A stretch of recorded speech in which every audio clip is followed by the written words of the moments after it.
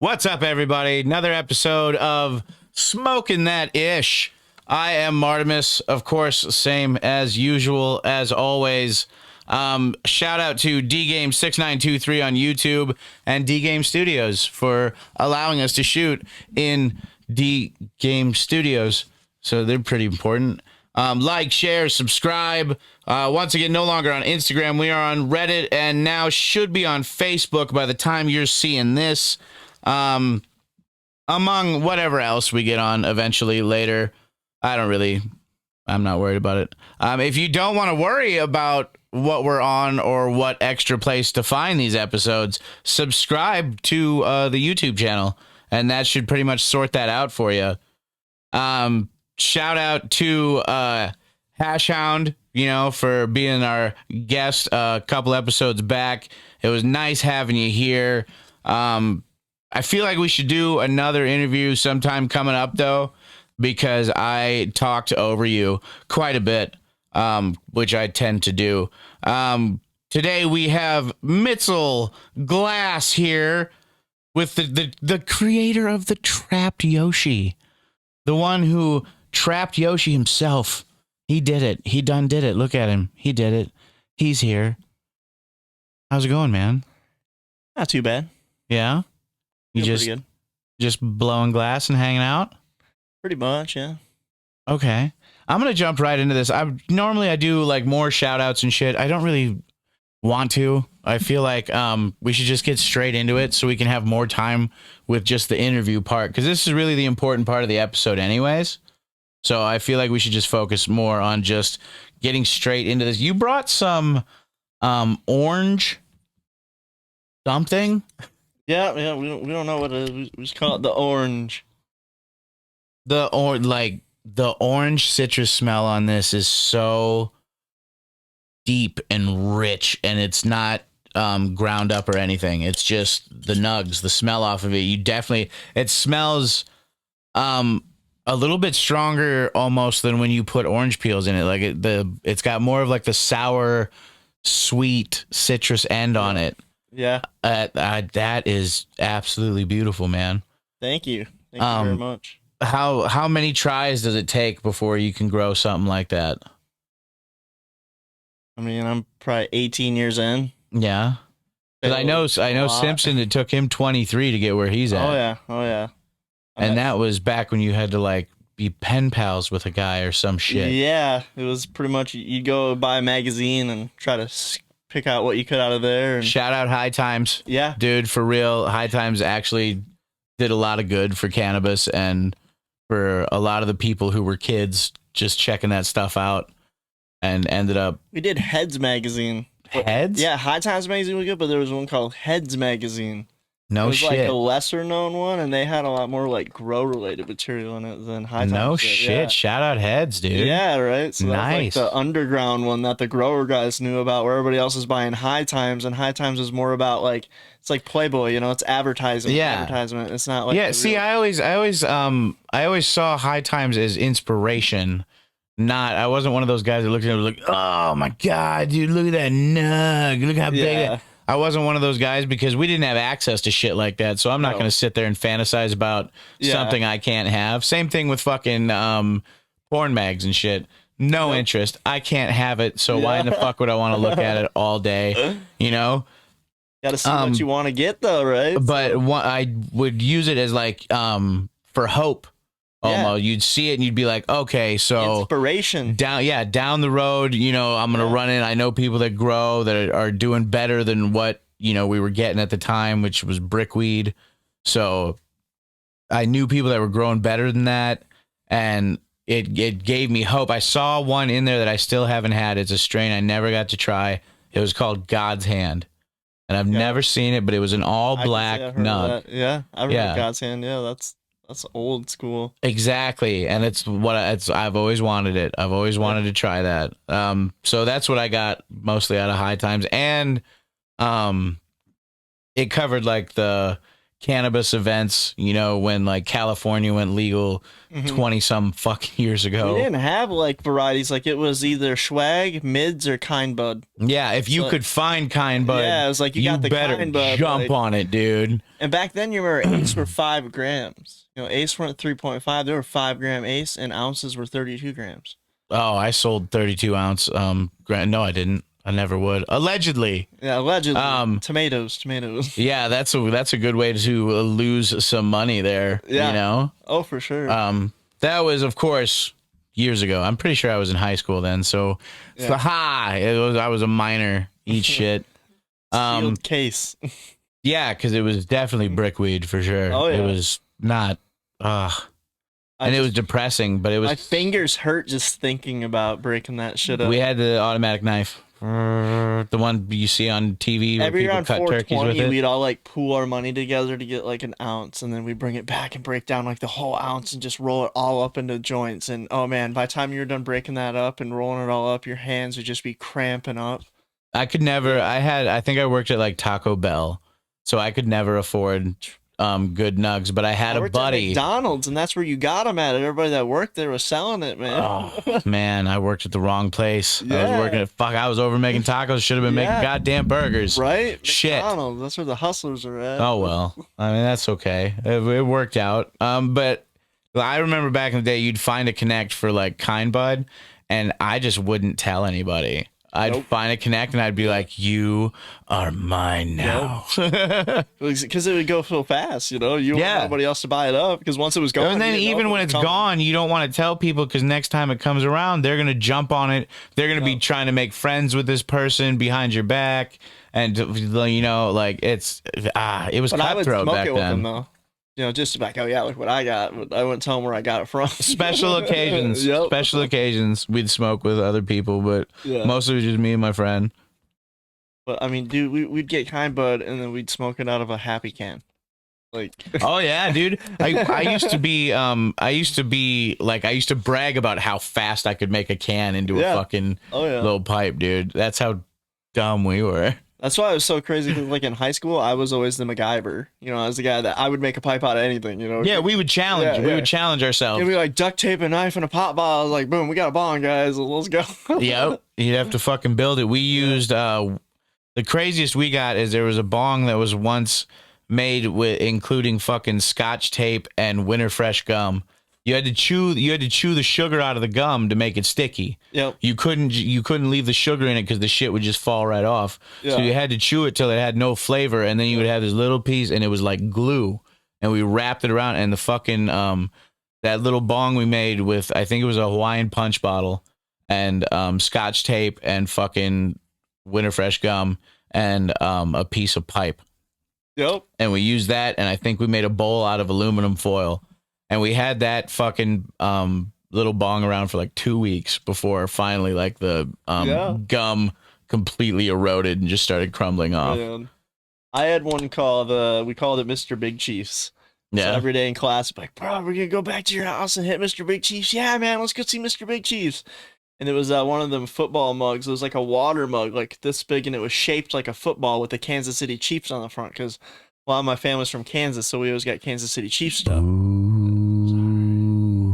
They got the best barbecue. I was a Raiders fan for a really long time. Oh man. Yeah. We like the Bay Area. I know they left Oakland and now I just don't feel connected with the team anymore because now like they have money and shit and I'm like, we've always been poor, you guys. Yeah, remember where you're from. Yeah, now you got money and like it just doesn't feel like the same team. They've been gentrified. Yeah, so I'm currently like a free. I'm like a what do they call it? Free agent or whatever. Free fan. Yeah, I'm currently able to be recruited by any team for a new team. For real, because the Raiders the Las Vegas Raiders. It's not as cool as I thought it was going to be. And the Vikings are a good team to root for. Yeah, but all my family roots for the Vikings, so I don't want to do that because I'd like to go against them. Yeah, you don't want to fit in. I like to go against them because the Vikings always blow it in the playoffs.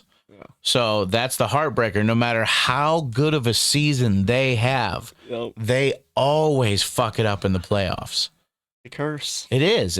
I swear to God. Isn't it like the Warren Moon curse? I don't think that's. I don't know if it has a name. I can't remember. Does it actually have a name? I don't know. I'm not a big enough I football do fan to honestly know. think that they are cursed, though. Yeah, I could see that. I've seen enough playoff games of theirs to just be like, what? Yeah.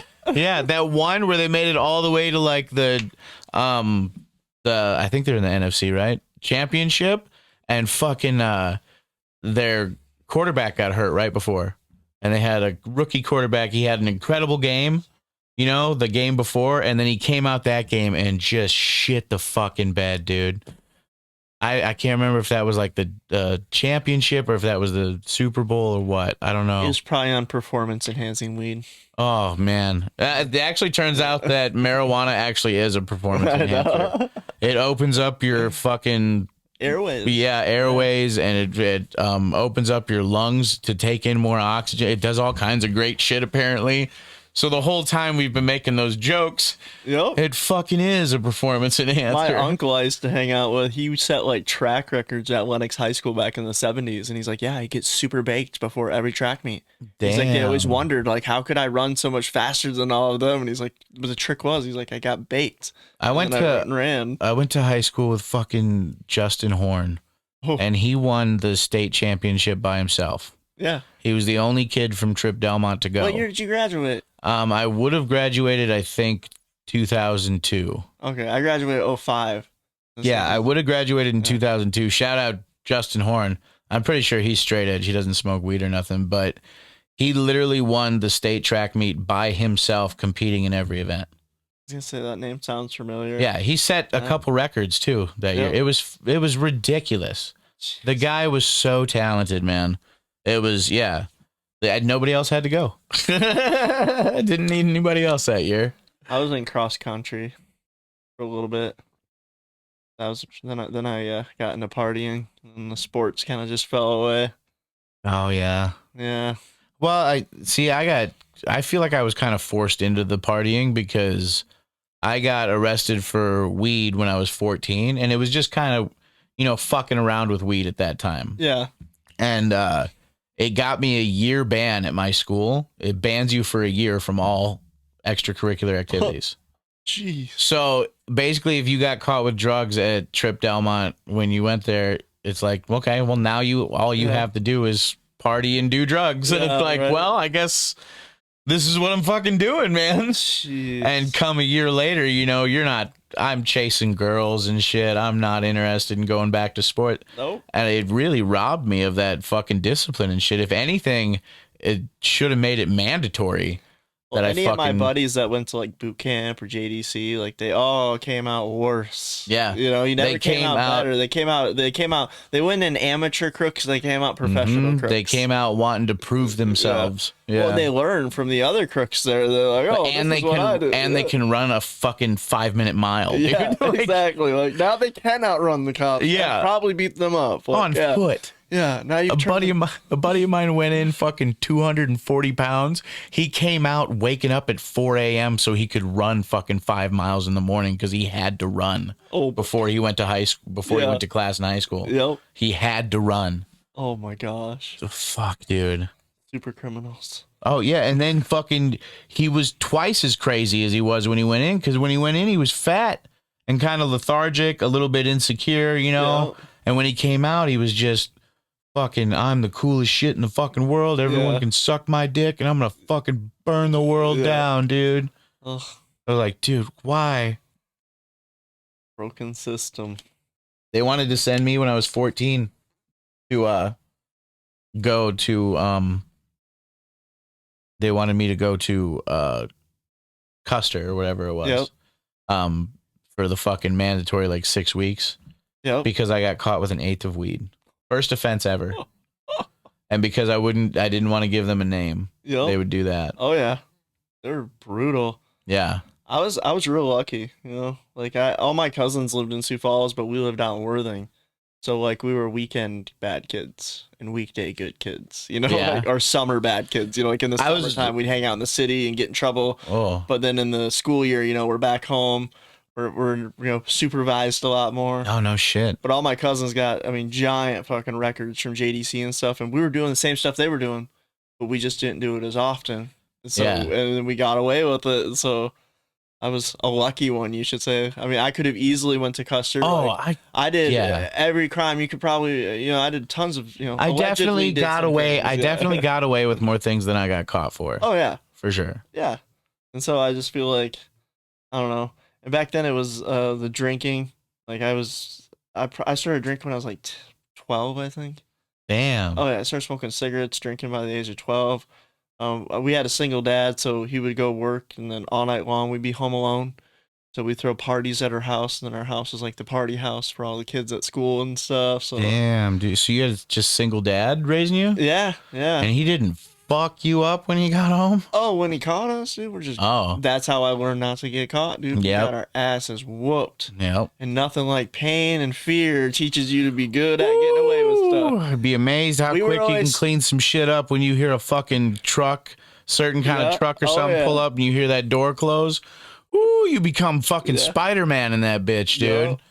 My dad had a motto too. He's like, you can do whatever you want. He's like, do it. You can do whatever you want, but just be ready to face the consequences. Mhm. Or if you can do whatever you want, as long as you get away with it, but be prepared to face the consequences. So, Yeah. It's like, yeah. Know what you're risking. Yep. Exactly. Every choice is basically a gamble, and it's like what things are gonna happen if it goes which way, and You got to know how much you're putting on the line. Yeah. oh, for sure. But I kind of lived pretty wild my younger years. So then when I got like into my mid 20s, like early 20s, I was already kind of starting to mellow out and settle down. Oh shit, I didn't mellow until Yeah. I started having kids. Yeah. Well, see, I met my wife when I was 22 and she had a daughter already. So I just came. Oh, I nice. became an instant dad. Yeah, I had kids when Yeah. I was 22. That's when I had my first kid. Yep. It took me probably another 6 years to really start to calm down after I had kids. Like when I was 22, like I was already looking to settle down and be like a dad and stuff. So to me, I was Mhm. already at that point. Like I was done partying and stuff. But then I met her, and then she liked to party. So then we still partied for at least another good, 6 to 8 years before we really started to mellow out, I think. Oh yeah. Yeah, you don't realize like once you have kids and shit, it's all over. Oh, It's all over. Like I always tell people, it's amazing that something with such tiny feet can step all over your hopes and dreams. yo, And that's from some comedian, I can't remember. But it always seemed to fit. I heard that when I had toddlers. I had 3 kids in diapers at the same time. And I heard that joke and I was like, yeah, because nobody gives a fuck what you want anymore. It's all about the also, kids. like, you always want what you don't have. Yeah. Like, so the guy that has the kids doesn't want the kids and wants the bachelor free life, but then the guy that doesn't have the kids, maybe he wants the kids and wants that life. So I feel like there's always the I grass wanted is both. greener. Yeah. And it's always like you Yeah. want the grass is always greener on the other side, but Yeah, I also got like that screwed over philosophy real where bad by the grass mother of is my greener kids. where you water it, like Well, yeah, like that old thing that they say, you have 2 wolves in you, a good one and a bad one, and the stronger one is the one that you feed more. yeah, for You sure. know? Yeah. So I kind of try to live that way, And it's a To a battle, point, too. everything bothers me though. The older I get, Oh. the less shit I can tolerate. I can't be fake with people anymore. I'm a grumpy old man in a young man's body. Yeah, I'm transitioning into a grumpy old man Oh, yeah. so nicely. Get off my lawn. Dude, 100%. 100%, Oh, yeah. dude. Every time a kid knocks on my door, I'm Yeah. like, oh, fuck Yeah. do they want? When the trick-or-treaters come, we shut all our lights off and hide. I'm not going to, I refuse to hand out candy until Yeah. I don't have kids that are trick-or-treating anymore. Yeah. And then they're going to hand out candy while they're in the house for the last couple years. And then when they move out, I'll actually hand out candy. I just feel like I'm not in the rich neighborhood, so I don't have an obligation. Okay, because when I was a kid, our parents just dropped us off in the rich neighborhood, and then you went around and you got really good candy. It's like, Yeah. you just knew. Like, you don't go to the ghetto to go get good candy. It's And like if you were want- smart, you yeah. had fucking 2 outfits. Yeah. Oh, yeah. Then you could circle back around. Yeah. Mhm. Well, what you did is you get an outfit that you could reverse that had a mask or something. Then you take the mask off, and then you Yeah. show back up without the mask on. Then they wouldn't know who you were. And Touche. we had I never houses thought like- that far. Oh yeah, dude. I would have 2 strategy. masks. I've been a hustler since as long as I can remember, man. Whatever. I would always have 2 masks because if I ever got caught, I didn't want them to know for sure who the fuck I was. Yeah. Even though I'm pretty sure the adults were smart enough to talk to each other and figure it out in Probably. a small town. Yeah, you would Yeah. think so. Yeah. See, I'm pretty sure I would have got caught anyways, but in my when I was little I wanted to grow up and be a criminal. So like in my head, I Yeah. was like covering my tracks. Yeah, it covered my tracks. We were lucky. Our dad took us into the city. He would take us into Sioux Falls. This Worthing had Oh, Worthing had nice. 300 people. Like there was like 15 people giving out candy. Yeah. It wasn't a whole lot. So if you wanted to get a bag full of candy, you had to go to Sioux Falls. So we had to like set neighborhoods, and we take us to one neighborhood. You go through it, you'd fill up, get in the car, take you to the other neighborhood, and we knew which neighborhoods gave out the best candy. Oh, Those were the ones yeah. you went to. It's not hard to find out who's handing out the Yeah. full size candy Oh bars, yeah, man. and you remember those guys. Like, My and mom is one of those people. She and then when hands they out move, full-size candy bars. when you move, it's like such a bummer because then you like show up and then they like give you like, what the fuck is this, man? Like, where's my full candy? Oh, they moved. Like, Ugh. oh, Hey, anybody who lives in fucking the Trip area, dude, if you want to get a few outfits, I think my mom bought something like 300 fucking candy bars, full size. oh my gosh, it's like more children than the whole town probably has. If every grown up and their children went out, she might run out. Last year, she counts how many she does. I think last year she did like 72 or something like that. Wow, And so she bought 300 candy bars. that's cool though. Yeah, so whatever we don't tear through before Halloween. Right. You like small town. I feel like, when you go around Sioux Falls now, there's not a lot of kids out trick or treating like there used to be. They're Yeah. all going to the mall or the zoo or safe spaces. Yeah. Neighborhoods aren't safe anymore. In Sioux Bullshit. Falls. I They're know. safe. Nobody's know. fucking out trying to rob or hurt kids on Halloween. But if you watch the news, it's a scary, dangerous place. Everything on the news is scary. That's why I don't watch no. it anymore. I don't either. It gives me anxiety. Yeah, if my news is all like real stuff I've seen or been told about by I somebody feel I like know if in it's real important life. enough, it's gonna show up on everybody's stories that I thought. You know what I mean? Like if it's like really serious If it's news, a big thing, yeah. you will hear about it. Like R.I.P. Dumbledore. That's how I found out about him. Yeah. Just saw everybody sharing on their story. Well, half the time those are fucking fake anyways, you know? Well, yeah, but after you see like 10 people share it, then you actually Google it and like, oh, did Well, this yeah, guy but I die? mean, he was old as fuck, I know. dude. I'm never sad when an old Holy person shit, like he that was dies. he was old for probably the last. He was like a really old guy Yeah. for the last like 15 years of his fucking yeah. life, dude. He's like Sean Connery. Like how old? Dude, Sean Connery did. Yeah, he didn't get old until like the last 5 years, and then all of a sudden it was like, Yeah. oh shit. But he's like even like The Rock. Even when he did like The Rock. Sometimes you gotta smack a woman Even when he to did The get Rock. her attention. You gotta, sometimes you just gotta smack them. You gotta put them in their place. Shout out fucking Sean Connery, R.I.P. Yeah. Sometimes you gotta smack a bitch. I heard you. I heard you, Yeah. Sean. Right? From the grave. He was always an old guy. Like he always looked old. Even way back. Even in his oldest movies, he seemed like he always looked like an old guy. Dude, yeah, he was an older gentleman for probably like 40 years. Or Bill Murray. Bill Murray's been an old guy for a long time. Yeah, I Bill feel like. fucking Murray, as I Yeah. call him. Because Bill Murray's a stud, dude. Caddyshack, Kentucky Bluegrass. Fucking yeah, Caddyshack was a big one, dude. Oh, yeah. People don't see the That was like the early era stoner movies that people don't realize because that was back when Yeah. they couldn't really talk about weed openly and stuff. and so they him had to doing that codify it. character like that stupid. That was a big risk. Yeah, Doing a fucking like high action fucking stupid character that could have flopped yep, horribly, dude. for sure. So that was a huge risk he took, and it was. But he really, did a lot really of good good. movies during that era. He I feel ran like. Ghostbusters was Yeah. fucking his movie, dude. Yeah, I mean, he was the star. I don't care what anybody says. Dan Aykroyd was great, sure. The other guys were fucking all right. But that was a Bill Murray movie, dude. yep. 100%.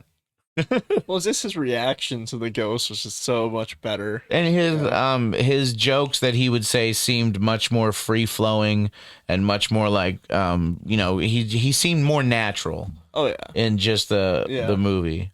I am a huge Dan Aykroyd fan too, because Blues Brothers. yeah. So, Oh yeah, we watched all the seasons of that twice. yeah, Blues Yeah. Brothers that's just iconic. Yeah. We even tried that lemon bee. It's pretty good. Dude, I only bought the eighths because that's all there was. Yeah. I bought an 1/8 short of an ounce of it while it was available. It was good. I mean, Yeah. it was real good. It was all I was smoking for a I'm while. not quite sure of the logistics of it though, because I know that there's like a South Dakota company that's growing it, right? So it's like, did they bring them a clone to grow, or did they give them seeds to grow? I have no idea. You know what I mean? Like, what are Yeah. the logistics behind that? I don't really quite understand that myself. Like, I think that they gave them clones, Okay. which I think you're allowed to do. Okay. That's what I wasn't sure about because like, I'm not sure if you're not allowed to do. do clones, then they probably gave them seeds. But yeah, for them to push real hard just the one strain, Yeah. that had to be a staple of theirs. Yeah, but I want the mango vice. Yeah, I want the ones that he talks about. Yeah, I want that. Where's that one at? Yeah. Well, I mean, when it sells out in fucking Oregon, it's not gonna fucking make it here. Yeah. We get what there's extra of. So, but I feel like a lot of that's just behind the masses about marketing, Yeah. Like, shout out to Dakota Herb too for making that a thing, and also an extra shout out to Dakota Herb for having. I'm not wearing it right now, but they out of the t-shirts that I've gotten from dispensaries, Dakota Herb has the nicest t-shirts. They're the most comfortable. I don't know what the blend is, but they're very nice t-shirts. So shout out to them for that. That's awesome. And then this is probably my favorite. It's on a lot of episodes. Yeah. Me wearing this hat. It's a big Sue Bud hat, which I haven't had anything like a Hall of Fame worthy from them, but I really like the hat. I like that logo really nice. a lot. Yeah. I dig it. Yeah. It works well with like a ton of outfits and stuff. Very smart design on the clothes for them. I mean, I know they're just running, still immature batches of stuff. Things are only going to improve. And their main facility, when you walk in, it has like fans blowing from their grow that's there. So you can smell it, yeah. Dude, it punches you with just this fresh marijuana smell, and it is quite nice. That's also where I got the shook up deli style thing, which I think was just a mistake at the time. Yeah. Of, I don't know if there's not enough people applying for the job or what the issue is. And I don't want to shit on anybody. I don't want to do no negativity. It was what made me aware that there's a quality scale when it comes to deli style dispensaries and stuff. Oh yeah. And I think everybody's staple is pretty much like Flower Shop because of their crazy selection, and also they have high quality workers, knowledgeable people. That's where I go a lot. Mm-hmm. It's just right down the street from my house. So dude, I would call that like your hometown shop. And every Friday they have free desserts. Go there on a Friday, they have like a whole tray of desserts in the lobby. And how are you going to beat that, dude? And you get reward points. Like every time I go in there, I get almost everybody's doing reward points now, which is nice. But, I want to try like East River. I want to try them. But they have a new customer discount that's really big for your first purchase. Yeah. So it's like, well, I don't want to just go in there and spend like $60. Like I want. That's almost any dispensary you go to has the first time, like 25% discount. It almost holds you back though, because it's like, well, I don't want to go in there and tell them to make like a $300 purchase. Why am I going to get 20%? Until I'm buying an ounce or something. Yeah, I don't want to get 20% off $60. I want 20% off $300. So, if you ever make it over to Yankton, I went to Elevate Cannabis Dispensary over there. Okay. They do deli style, and they do a very good job. They're very knowledgeable. They don't have near the selection that Flower Shop does, but they do know their buds. To me, it's great they have a huge selection, but I would much rather that they have a smaller selection of high quality. Yeah, because you run the risk of running into dried out shit. Yeah. Yeah. That's why. I've gotten a few prepackaged products from dispensaries, and the ones that I have, like, hit or miss, and it's like, I want to be able to open it up, look at it, and smell it. At Superior Buds, they'll let you open it up, and they keep one as a display model. Yep. So they let you open it up and smell it. There's another place, I can't remember where it was, but they have like a push button, so you can push the button, and it kind of like puffs it to send it into your face. But a lot of places don't. Some of the terps are just so much more intense when you've got a large jar of nug, though.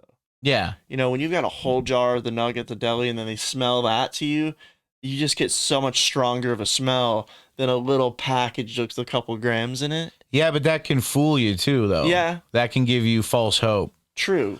But that's where did the you brands try? come behind, because once you've tried one and you know that they have good flour, then you go back. I've had to hit that. and miss from certain brands, though. Even certain cultivators, I've had hit and miss incidents with. I It comes have down to too. you gotta know your preferred strain. Like Oh yeah, I'm I always agree. looking for something that hits hard, is smooth, and tastes how it smells.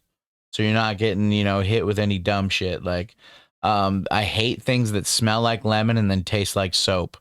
That pisses me off Yeah. to no end, dude. That is the worst to me. You get a mouthful of detergent when you're expecting lemons. It takes me back to my childhood, and you get in trouble for swearing. Yeah. You get a little bit of Dawn dish soap, just a little drop on a thumb, and then wipe that on your tongue. Motherfucker, dude.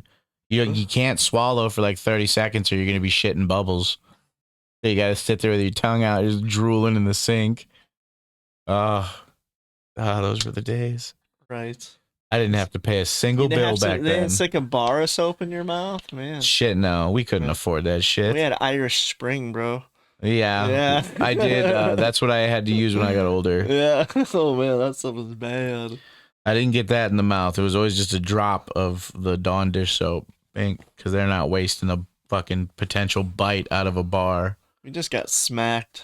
I got a lot of that, too. Yeah. I grew up in the belt era. Yeah. Oh, yeah. Yeah.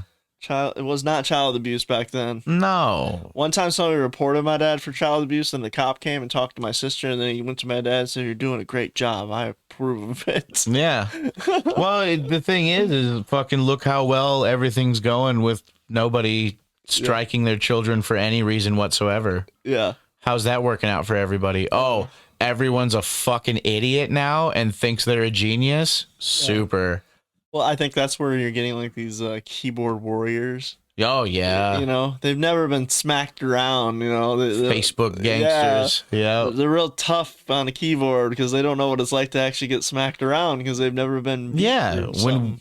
I don't know how you grew, but when I grew up, fucking fighting was normal. Yeah. You didn't go to jail if you got in a fight with somebody. You got detention. No. Yeah. Now you get into a fight, they call the police. They'll like come arrest kids at school and take them to jail. Yep. Like when I was in school, except for in Trip, hey, shout out Trip. Juvie in Sioux Falls is always full and doesn't want to take people, so you can pretty much do whatever the fuck you want. But most of you guys know that already anyways, right? And plus, hey, you're not supposed to be fucking watching this. We didn't get that. We got detention.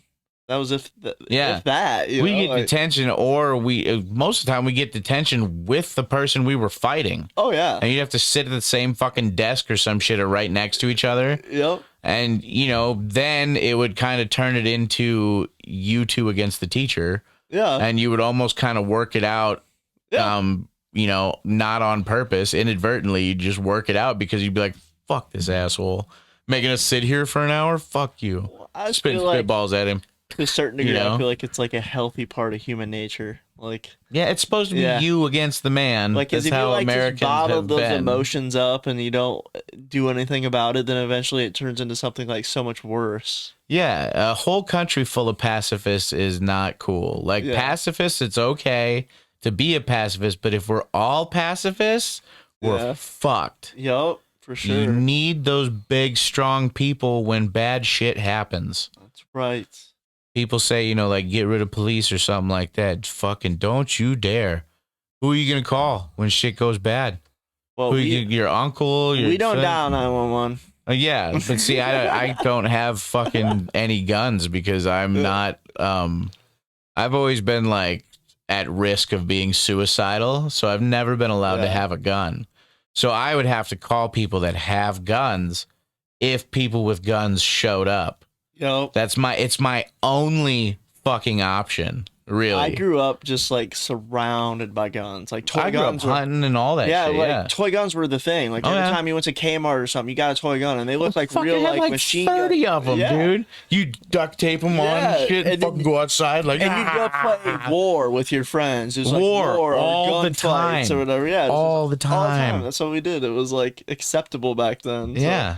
And then when I got older, I got into shotguns and handguns and stuff, and I don't know. I just kind of grew up the way where it was like, I like guns, and I've taken like gun safety courses, stuff like that. Like oh, I yeah. know how to handle weapons. I and have stuff. like that homesteader view, like Yeah. you get your land and it's your own country and you take care of yourself and you sustain yourself and you don't I didn't rely on have any society. guns before I got my license, and I Yeah. don't think I can get a fucking gun now. I think So they ruled that you can. I'm not positive. yeah, I thought that they changed Yeah, I that think too. they did rule that you can actually. Yeah, it's Because unconstitutional. It's like your Second Amendment right. well, with the mental illness and like that part of it, like I have wanted a gun for like home protection purposes. Yeah. Like fucking just to have just in case something, God forbid, yeah. something does happen. Yep. I mean, the best I can do if somebody with a gun shows up is get shot first. That's the Yeah. best I can do for my family is get shot first. That's it. Hopefully that works. No, you gotta have a baseball bat. I sleep with a fucking Hide behind the door. steel rod next to the fucking bed. Yeah. I mean, I got dogs too, but I got golden doodles now, so I don't have a lot of faith in them. I got a big ass fucking pit bull, dude. I used to, and I slept a lot better then. It's not my dog. It's not my dog. It's my friend's dog. He just can't have her where he lives. So yeah. I mean, it's my dog, but I can't call it my dog. Well, it doesn't matter. They protect where they live, so. Oh yeah. Yeah. Yeah. She sleeps in a kennel though, but if somebody came in, I'm not sure. Loud, yeah. I'm not sure that kennel would hold her. She's fucking she's 80-something pounds. My big golden doodle is about 95 pounds. Nice. And then my little golden doodle is 26 pounds. And she beats the crap out of him. Like the little one beats up the big one. Damn, Jumps all over him. I got the 80-pound pit bull, and I got a 60-some pound black lab. And then I got a couple of dogs. One's probably like 25 pounds, and the other one's probably like 12. Because she's built like a greyhound, kind of. Yeah. But small, and she's black and white like a border collie. Yeah, so I'm not sure what she is, but dude, she is so fucking fast, dude. That dog is like I have a dog that's part border collie, part Australian Shepherd, and part Blue Heeler, and she blows his fucking doors off, dude. Oh yeah. He's a hyper fucking dog. Like he's ready to go anytime. She blows his doors off, dude. Not even close. If they ran around my house, just the building, my house 3 times, she'd lap him. Yeah, she's so fast, dude. I don't know what the fuck she is though. No idea. Those are the best. I usually get what you would be considered mutts. Yeah. Yeah, that's what I prefer. They tend to be the smartest dogs. Oh yeah. Yeah. I've had a few rescues. Purebred dogs are usually dumber in my experience. Although the pit bull and the fucking black lab that I have are both very intelligent. Like very, very smart. The pit bull just gets excited too much.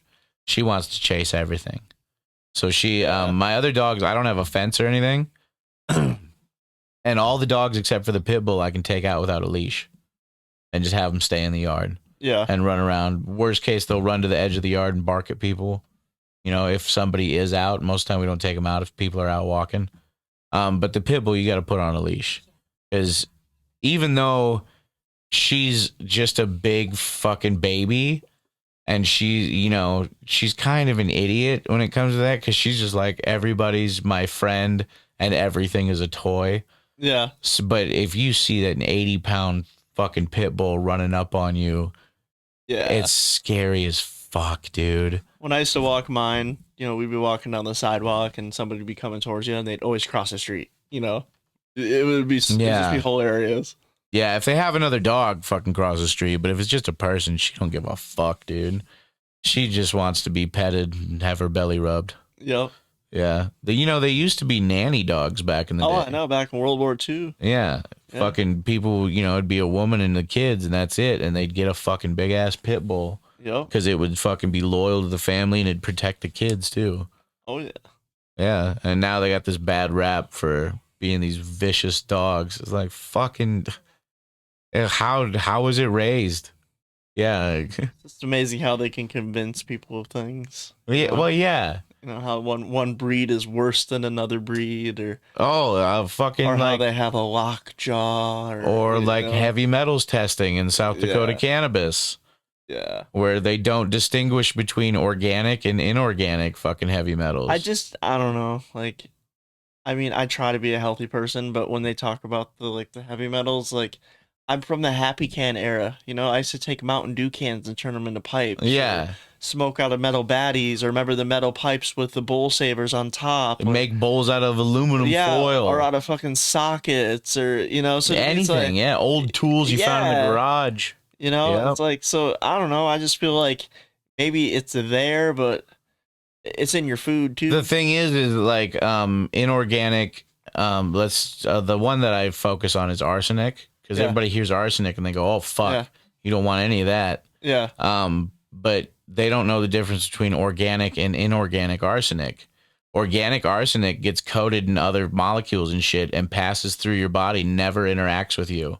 yeah, Inorganic arsenic is what kills people. But the state just tests for arsenic, yeah. not for organic or inorganic.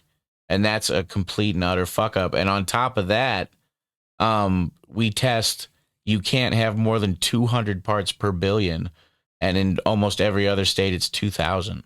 Yeah, that's what I've heard. So our testing is 10 times as strict, and we don't separate organic from inorganic. So basically, in South Dakota right now, it is impossible to be a truly organic grower because you have to remediate your weed in order to get it to market. You have Well, to. I just don't quite understand like the remediation. So like my idea of the remediation is that machine that they got on the Jim Belushi show, you know, where they had to get that $400,000 Ferrari of weed or whatever for the shop that they opened up in Illinois. Yeah. And so my understanding of that is it was almost like a giant microwave for weed. Yeah. Right. So it's emitting It like radiates, right? So your the weed, the but radiation is to kill living organisms. exactly. Mold. So I said this on the last episode. How would that kill It kill the metal? good stuff as well, though? But how would it get rid of heavy metals? I have no idea, because it Yeah, fries the molecules, I guess. that's my The confusion. radiation would have to like fry the Because my molecules of understanding it. was like the It remediation gets was rid of for mold. everything. Because I thought it just It got gets rid of mold. mold, mildew, fucking heavy metals. It gives your weed a clean slate. Well, then you almost wonder like that company, are they lobbyists? Yeah, potentially. Very much potentially. Yeah. A lot of people don't realize that. I mean, Well, there's a lot of lobbying going worst, on in the it's cannabis industry where these companies will come in before a state legalizes and they'll start pushing campaign money into the banks. oh, for sure that was Yeah. happening in South Oh yeah, Dakota. definitely. So We opened the door for yeah. it. Yeah. And then that way, you know, when these people try to give them advice for how to form the framework for regulation, they'll listen to them. Yep. Then They're they're like, oh, telling them okay. these ridiculous Yeah. things that wouldn't fly in states where Yeah. people are educated. For sure. And you can't come at them from a point of like, stop being stupid, because then you're offending them. You Yeah. know, it's just like, hey, you got lied to. And like, I don't know what you were shown, but this is not just like a theory that we have. This is proven science. Do they do heavy metal testing on the food at the grocery store? Yeah, the that all produce? contains heavy metals, but Yeah. it's not the same kind of testing. Yeah, you know, Yeah. because like, I mean, especially like carrots, for example, are highly known for that, because they actually use carrots to clean soil, or turnips, you know, root Yeah, so they vegetables. pull They pull all the heavy that metals shit out. So like literally, they say like carrots are like one of the most dangerous vegetables to buy at a grocery store. And I used to eat the piss out of Yeah. carrots when I was a kid. And if you're dude. not getting like organic carrots, there's a very high possibility that you're eating carrots that were literally used to clean a field from heavy metals. Yep, like lead and arsenic and mercury. And so there's no testing on that. And you Nope. know, and if you really think about it, food is medicine. yeah. You're like, oh, well, your cannabis is your medicine, so that's why we have to test for it. Well, your food is medicine too. So if you're not testing that for heavy metals, I feel like we're getting there, though. In the long run, we're gonna head that way. Like right Yeah. now, it's just they keep faking a food shortage to push garbage on people. I feel like there's a movement going where like everything's moving back to local, like locally Yeah. sustained Yeah. economy, and I like that. You know, like supporting local farmers, local cattle farmers, you know, crops, because I think then those people are gonna listen to the consumers more. You know, so like if the population around the area tells them, hey, you know, we want organic, they'll listen to that and they'll respond to that. Where you're dealing with companies like in California or in other Yeah, countries. companies that are states away. Yeah, they're not going to listen to what we say. They're just going to say they're going to look at their numbers nationwide Mhm. and say, okay, well, this is what we're doing nationwide. It So concerns us this much, this dollar amount. yeah, Is that significant? Yes or no? That's about as much care as we get. yep, for sure. So I don't know. I used to study like high bricks gardening, and it's like a way of measuring the sugar content in vegetables. And it says basically that the reason why most people don't like vegetables is not because they're programmed to not like vegetables. They don't Yeah. like the vegetables because things taste good to us when they're nutritious to us. The vegetables at the store taste shitty to you because they don't have any nutrition in them. And so if you go into the grocery store with a bricks meter and measure the sugar levels of most of the produce in the produce aisle, you'll find that the bricks readings are very low. And the bricks reading, the sugar content is essentially the nutrient or the mineral content of that plant, Yeah. of that produce. Nice. So you can literally go into a grocery store and like juice plants onto a bricks meter and read them and be like, okay, is this have high bricks or not? And if it doesn't have like over 10 bricks on it, it's like garbage basically, and it's not going to taste good. And you'll find out like if you test strawberries and stuff, the higher the bricks number, the better it will taste. Damn, that's fucking nuts, So dude. there's literally That's a science cool to way it. to go shopping, though. Oh yeah. So I mean, Like, for sure. there is a science to it, like, and that How much is a bricks meter? I think they're pretty cheap, but it's not like easy to use. You know, like you gotta like squeeze juice from it onto like a slide. Oh, I'd be almost, getting yeah. kicked out of places. Yeah, so right. fast. They'd be like kicking you out of the grocery store. Like, what the fuck are you doing? Like, bro, I'm measuring your bricks. What? Yeah, I'm measuring the bricks in your fruit. Yeah. Leave me alone. I'm a scientist. I'm from the FDA. I'm a scientist. Woo! Yeah. No. That all leads to fucking taser, taser, taser. Right? But no, I learned about that bricks gardening because there was a doctor in California, and he was on the 420 forum magazine, 420 magazine grow forum online, and he was on there as Doc Bud, and he was selling a grow kit called High Bricks Gardening. And it was this kit that he would sell you in the mail, and it was like these amendments that you add to your soil, you cook your soil, and then there were these sprays that you sprayed on the plant through flower, which was just Okay. like weird. You know, you Yeah, never that's sprayed in strange. flower, right? Yeah. You spray these sprays all through flower every day, and then at the end of harvest, Was it like bat shit or something? no, just these different brick sprays that he had created himself. Huh. And so at the end of the harvest, you'd wash the buds to get it off. You do a produce wash to get all those sprays off. Yeah. Some of the best bud I'd ever seen. Well, it was high bricks weed. And the reason this guy knew about this is his family was in the wine industry in California. And high bricks gardening is very popular. Oh. So when you look at high-end wine, it's high bricks gardening. So they grow it with high sugar content specifically. And you would, let's say, you would phenome hunt almost the same way that you do looking for like the strongest wheat. You would just look for the highest bricks count Yep. and use those and clone Yeah. that and then find the highest bricks count and just But keep doing bricks it. is not a part of the genetics. Bricks is a result of how the nutrition, the mineral content, how much minerals are in the soil. Yeah. Because that's what we need is minerals. So in our body. you're more like measuring the quality of your living soil in a way. with bricks, like 'Cause, the like- quality of the soil it was grown in. Because the bricks is the sugar content, and the sugar content is a result of the mineral content in your soil. Yeah. So if you have higher sugar levels, that means you have higher mineral. And Yeah. I think the minerals. Okay, so it does tie directly back to and the your soil. minerals are being eaten by your microbes. So your microbes are eating the minerals, then what they're Mhm. pooping out is what your plants are eating, and then Yeah. that becomes sugar.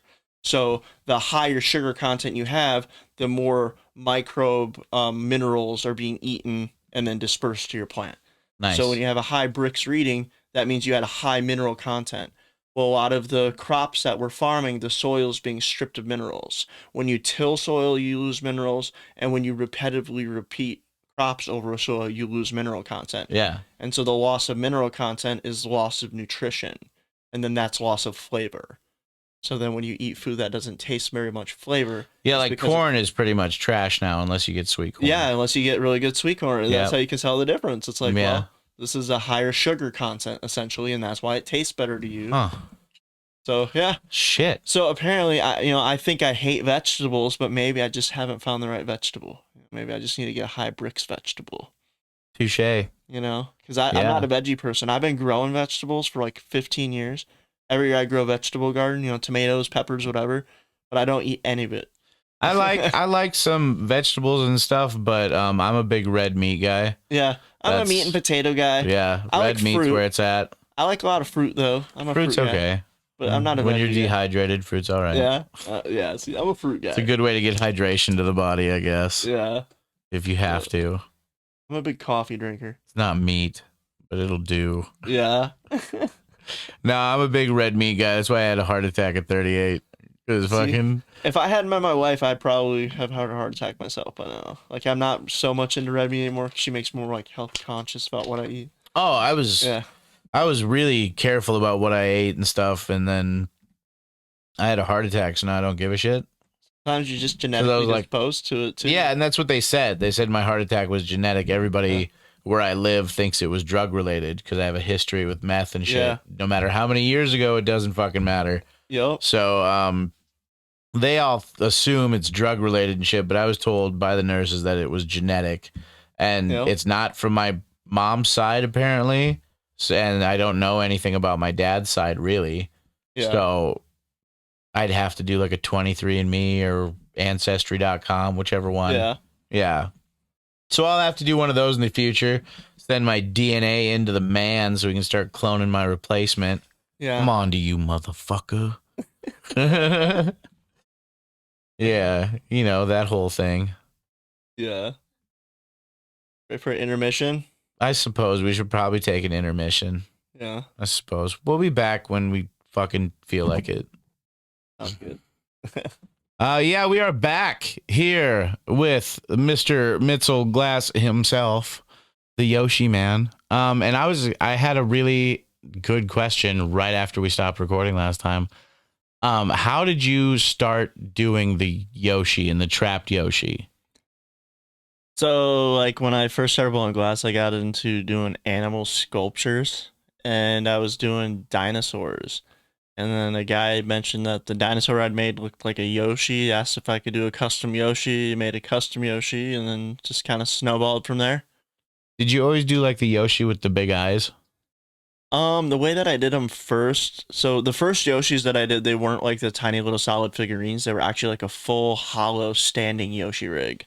Holy shit. Yeah, they were big. Like, that's all I made back then was just like hollow standing rigs with like legs and arms that were solid, but then the body and the head would be hollow.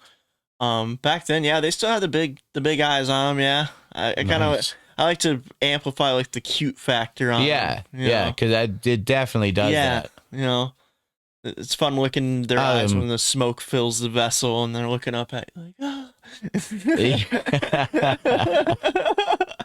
So you said you started with animal pieces. What was the first piece that you ever tried to do? Or the one, oh, not the first one you ever did, because I imagine there was a couple that didn't turn out. What was the first one you ever did that turned out, you know, smokable at the end? It was just like a little tiny clear T-Rex style dinosaur that I did. I'd been doing them all clear with just like a little bit of color accents on it. Yeah. And then a guy from California bought it and did like a airplane photo of it, you know, with like the window, and then took a picture, and I was so stoked about it because I was like, I made it, you know, I got that quintessential airline photo of a rig, and that was my first like functional animal rig. Nice. So you sold the first functional piece you had. Yeah, I was given some pretty good advice when I first started. I was told to like just go straight to sculptures, because they're like, you know, if you go into scientific style glass, they're like, that's a lot harder to sell. You know, because bongs and recyclers, they all look really similar. But if you make like cartoon characters or you sculpt something, it's always going to be unique, one of a kind. So the market demand for it's always going to be there. It's going to be more unique. It makes your name more memorable too. So if somebody sees your piece on a shelf, they know right away this is who this was made by, because it's really hard to replicate that. You see a trapped Yoshi piece, you know immediately who it came from. I appreciate it, man. I've seen some Chinese knockoffs out there. They're at my heels, but yeah, I like that actually, because I feel like it pushes you to keep developing, keep progressing. Like, if you don't have those, you know, those knockoffs back there trying to imitate what you're doing, then that means that you're not pushing yourself hard enough. Like, yeah, and once they start imitating it perfectly, just do something else. Yeah, that's your inspiration to just move on and evolve. I always looked at like glass blowing like skateboarding. Like every time you go do like make a piece, it's like a run, like they go through a park and they do the run and of all their tricks. So like every weld is a trick, every component you add is a trick. So one day you might nail every single trick. The next day you might not nail every single trick. So Yeah. when somebody tries to imitate what you're doing, if your piece involves like 16 tricks, they've got to nail all 16 of those But at the same tricks. time, when you do nail a whole run like that, instead of like skateboarding, where hopefully you have it on video at least, Yeah. and you have the memory in your head, when you do a glass piece, you have that piece as Yeah. a representation of that perfect run. You do. You have the piece, but the piece doesn't show you the physical movements that it took to create it. No, but I mean, for you personally, Oh, yeah. you have memories with it, and it's like, Oh, yeah. oh, that was that perfect fucking run I did that Oh, yeah. day when For everything just went fucking gravy and ran smooth. I have like an issue where I'm never happy. Like I'll never look at a piece. Every like, artist has that, dude. I'll never look at a piece like, oh, that one's perfect. Like that was a No, perfect never run. perfect, Yeah. but And so I have this cool. problem where I look at it I'm like, oh, this is wrong, that is wrong. I've been really excited though, probably the last 6 months ish or so, because I've kind of gotten to the point where I'm starting to look at it. I'm like, whoa, I like this one actually. Like and then I'm kind of shocked. I'm like, I like my work now. Like what's happening? Like Yeah. I better start like doing something different or something. Like I'm not pushing myself anymore like I used to. Maybe. But at the same time, when you start to master a skill, for lack of a better word, I know you're never like fully done because you're always learning new stuff. But when you start to master a skill to where you're now separated from that beginner level where you started, you're now separated from that. So now you have developed the skill to make really cool pieces. I know I've seen them personally, and you make very nice pieces. So to start to enjoy that doesn't mean that you've lost that drive. You're simply coming up to the quality standard that you've always had. I You've appreciate always that. had, And- yeah, you've always had that standard there. You're just Well- starting to finally yeah. hit where you're like, okay, I can see why somebody would buy this. Yep. Yeah. I think a big component of that is when I lived in Minneapolis last year for about 4 months and I worked out at Skylab and I was surrounded just by like the heady glass scene. Like in South Dakota, we just don't have that yet. Yeah. And up there, I mean, there's $100,000 rigs being made like weekly. So That's nuts. cash. I mean, it's just crazy the amount of work that's being made and sold in that community up there. So I got to live there for about 4 months while we helped take care of my dad. And when I was up there, I was told that you were supposed to use every rig you make. And up until that point, I was like, no, you can't. Then it's used. I can't sell this to a shop or to a collector after I've used it. Yeah. And they're like, well, imagine you build race cars for a living. They're like, would you not test drive the race car on the racetrack make sure that it before you give it to the functions? driver to make sure that it works the way that it's supposed to work? And by the way, all the pieces, I've tried one of your trapped Yoshi pieces before, and it somehow amazingly hits incredibly. It hits with like the almost like a chuggy style hit you get off of it without it chugging. Yeah. Like the one yeah. that I hit was one of the smaller ones. Yeah. And it didn't chug. The water actually ran beautifully smooth the Yeah. entire time through it. But you got a big rip like it was a fucking chugger, you know? Well, and the crazy part is they all function a little differently. Like I'm not making So them that one exactly the same. Yeah. That one was buttery smooth, dude. What I've kind of divided them into now is like I have the egg perk, which is a 2-hole perk, and then the holes are angled towards the wall that the joint comes off of. So what happens is the water's going like this. So Yeah. it's hitting that wall. So your mouthpiece is back here and the water's just going like that. So it's like almost recycling the water inside the rig. Mm-hmm. And then I have the the disc perks I've been doing. Usually I'll do a 3-hole disc perk. And then those ones, what happens is it's a little bit more of an airy hit and the bubbles all just go straight up. Instead of coming around, they'll just go straight up like this. And I found, one, it's like how you prefer to rip, if you want an airier hit or a more restricted hit, but also the banger style you're using. Different bangers have different restriction levels. So, Yeah. I found that, like, for example, the 3-hole disc perk, I like using, like, my control tower with. It's more restricted. So then when you have an airier rig paired with a restricted banger, it feels like you've got more control of the banger. Like, especially the pillar. I feel like I can really move that pillar up and down, and I have like a lot of control of Those where pillars that's. are sweet. Yeah, I just have a lot of fun moving it. But then if I move over to like an egg perk, it's more restricted. So when if I put that controller tower on, you have like more torque. Like it shoots up right away. Yeah. But then you don't have that finesse control of the pillar anymore because The it's just one that I raw had was power. definitely the egg Yeah. percolator Okay. because it had the Yep. water flow. Okay, for sure. And that was going to be a question, is how did you make the water flow Yeah, like just that the over the top angle of it? of the holes. It's very beautiful though. Thank you so That much. like as you're hitting it, you're seeing this almost kind of like a little water show with your own, custom individual Yoshi, because each one you get to name and it's numbered and fucking, so it's like your trapped Yoshi, dude. It's a fucking pretty cool idea Thanks. and really well executed. Yeah, like the OG ones I do are the very small ones with the colored angled mouthpiece. I think I've done 318 of those now. Holy shit. Yeah. And how do you because I've always noticed that they're very colorful, but almost everyone's extremely different. How do you pick the colors for it? Honestly, I just have a toolbox full of colors that I just got to go through and I grab a couple that I like together and I make it. Sometimes I'll have customs where the customer will request specific colors. Some of the shops I've dealt with, they'll ask for specific colors. But otherwise, for the most part, it's just throwing together what I like. Usually I try to do contrasting colors. I like bright, vibrant, contrasting colors are kind of my thing.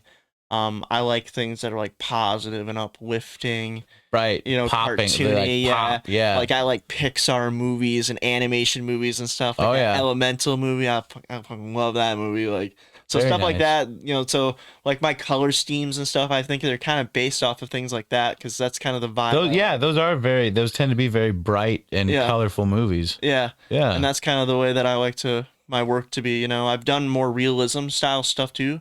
I used to make a lot of dragons, and I would do realistic dragons with scales on them and carve like lines into them to show their muscles and stuff. And I used to do a lot of that, but it just didn't. I didn't feel the same emotion when I looked at the piece. It's like, oh, this looks really cool, but it didn't make you feel happier. It's like when you look at like one of them Yoshis. I don't know. For me, it makes you feel happier, I guess. Well, it almost gives you a little dose of cheerfulness. Yeah. When you see it, because it's just so goofy looking. Yeah, like that's why I do it. I like that goofiness, and it cheers you up. We need more of that in the world. Yeah, for sure. Just silly for silliness' sake. And then also, I think I did a lot too because I'm mostly dabbing by myself all the time. So it's like you have somebody with you. Oh You're not dabbing alone. Like, it's a you and little Yoshi trapped together. friend. Yeah. Oh sure. man, nice. Yeah, so it's like you got a little buddy there hanging out with you. So. Yeah. Damn, so you've always had the dinosaur vibe right from the start, dude. Yeah, I've always been into dinosaurs since I was like a little kid, and so when my buddy told me, he's like, "Yeah, get into sculptures," I was like, "All right, dude," and I went in straight into dinosaurs, and well, actually, I started the first thing I made was a hippo, and I was like, "Man, that kind of looks like a T-Rex." It's like I can make. Well, actually, I couldn't get the hippo to stand up. So then I put a surfboard on the hippo. I was like, I'll make surfing or snowboarding hippos, right? Still, it had this fucking wobble to it. I'm like, God damn it, I can't get this thing to stand. So then I put a tail on it, and then it didn't fucking wobble no more. So I'm like, all right, this looks like a dinosaur. And then I made that T-Rex. Oh shit, yeah. Just kind of snowballed from there, and then I just made whatever anybody would ask me. Like I came out with this line of dragons, line of dinosaurs. And then people would contact me and say, okay, I want that type of dinosaur and I want it with these colors. So I kind of had like a menu of customs is what I did. Because then you know how to do that design, and now they're just telling you which colors to use. So I love like Nike or Oakley, where you can go on their website and build a custom pair of shoes or a custom pair of glasses. So that was kind of my inspiration for my custom rigs. It was like, okay, here's the template, and then you fill in the boxes. So what colors do you want? What features do you want in these boxes? So then it's like the person that's buying the rig is also helping create the rig. So then when they receive it, it just has this extra connection to it because they feel like, oh, I helped make this because I made these decisions. How much does a custom rig run normally? Well, I have that OG series, which it's gotten pretty expensive. They're up to $900 for a custom.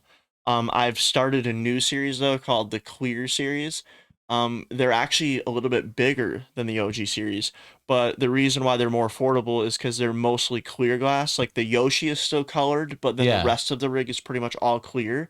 And then they're made on my lathe. Like I have like a full lathe now. It's two chucks on each side that spin the glass. Hmm. I'm learning how to use that. So the clear series is a way of me learning to use the lathe. Perfecting a craft while Exactly. making a new design. Exactly. And that's kind of what I originally did with that Trapped Yoshi series. You know, it Hmm. was when you first start blowing glass, they tell you, you know, fill a mason jar with marbles. Then you can move on to hollow work. Then make 1,000 spoon pipes. Then you can make a rig. You know, like they'll tell you these things. Like Hmm. I didn't follow, you know, really any of those No, you'll rules. know when you're ready to move But on. it's always in the back of your mind throughout your career, like, oh, you know, I got to hit 1,000 spoons, or I got to make so many marbles. So for me, it was my 1,000 spoons, so 1,000 trapped Yoshis, because there are specific techniques involved in making those that transfer over to other things, and so I'm repetitively practicing these same techniques over and over and over again, but it's in a way that allows me to stay interested in it. Because like when I was making spoon pipes, I probably made 300 or 400 of them, and I just lost interest. It just got boring. Yeah, and It's you just don't want to lose the passion for it because you'll exactly. just stop. Yeah. So like if you go out there and it's not fun anymore, you need to make something different. Stay interested, Yeah. yeah. And for me that's always been primary, cuz like before I got into glass, I did insurance. I did insurance for probably almost 10 years, and I made a lot more money doing insurance than I do glass. You know, Oh, now for sure. I probably got to the point now I'm almost 8 years into my glass career, and I've probably about 2 years ago I got up to what I was making a year as an insurance agent. Damn. But I've never been a person that you would say could afford insurance yeah. or was responsible with money. My problem was I didn't believe in insurance, but I Yeah. sold it, you know, and so I sold a lot of it, but I had a manager one time that was terminally ill, and I remember just like yesterday, he brought me into his office and he told me, he's like, man, he's like, you're really good at this, but he's like, I know you don't love it. And he's like, you're never gonna be great at this because you don't love it. He's like, I want Yeah. you to go find something you love. He's like, when you do, let me know. And he's like, I don't care if you need a month, 2 month, 3 month notice, and then go try that out. And he's like, and if you don't like it, your job will still be here. Come back and you can still work here.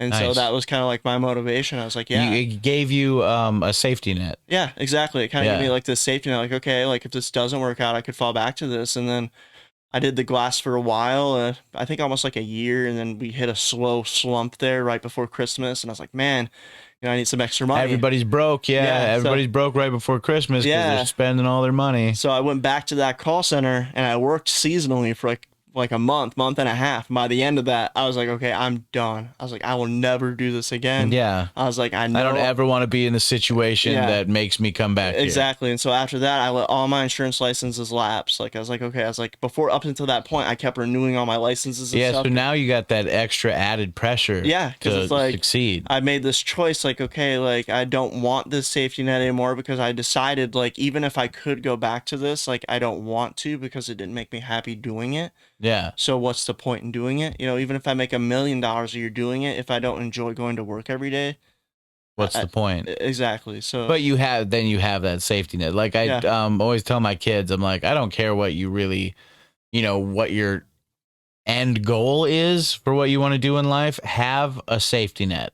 for me, Have an education and a fail safe to fall back on where you like, okay, this didn't work out, but I can still go have this career at least, and I'm not going to be, destitute or homeless or whatever. I just like diversifying. I feel like you've got to be able to make money multiple ways.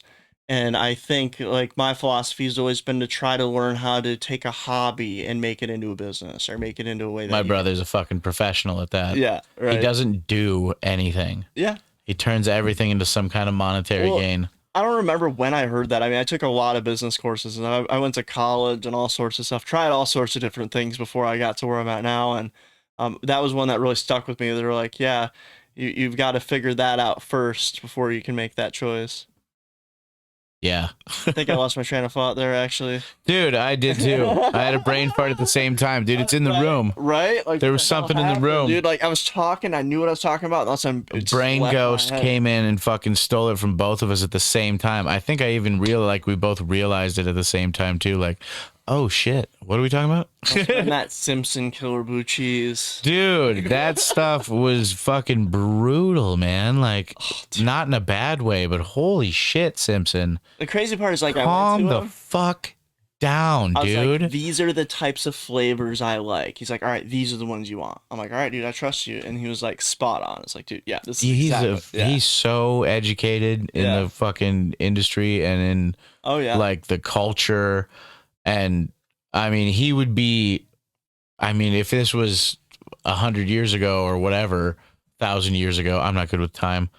He'd live like on a mountaintop, and you'd Yeah. have to like send people to go learn I was how to so grow excited stuff. when I met him, dude, because like it was like meeting like kindred spirit. Because like I feel like there's this older generation that's been in the cannabis scene in South Dakota for 20, 30 years, you know, Oh, yeah. that's been underground. Yeah, And secret now- society Exactly. style. And now we're like all coming out of the closet and we're like all meeting each other. And it's like, oh, whoa, like you live right down the street from me or something. And you're just like me. Like, what the hell? We dude? talk about strains that came through, and you're like, I remember when that was Yeah. fucking. The I got crazy some of part is, that. yeah, he had one of mine through like, so and it was like, how the hell did you end up nice. with this? Yeah, it's like, That's beautiful. and so it's just crazy to like be able to meet people that are like you finally, because we've had to like hide in our basement. in our Yeah, closet and for we so and if long, you did come out at all, you were Yeah. an outcast and a fucking loser, and Yep.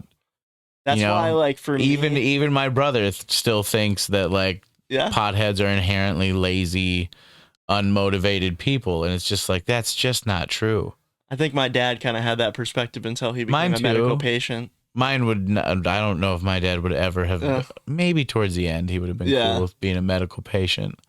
I feel that. Yeah, I don't think like fucking him in his fucking 30s and shit though. Not a chance. Yeah, He might beat the piss out of you for fucking bringing a joint around. yeah.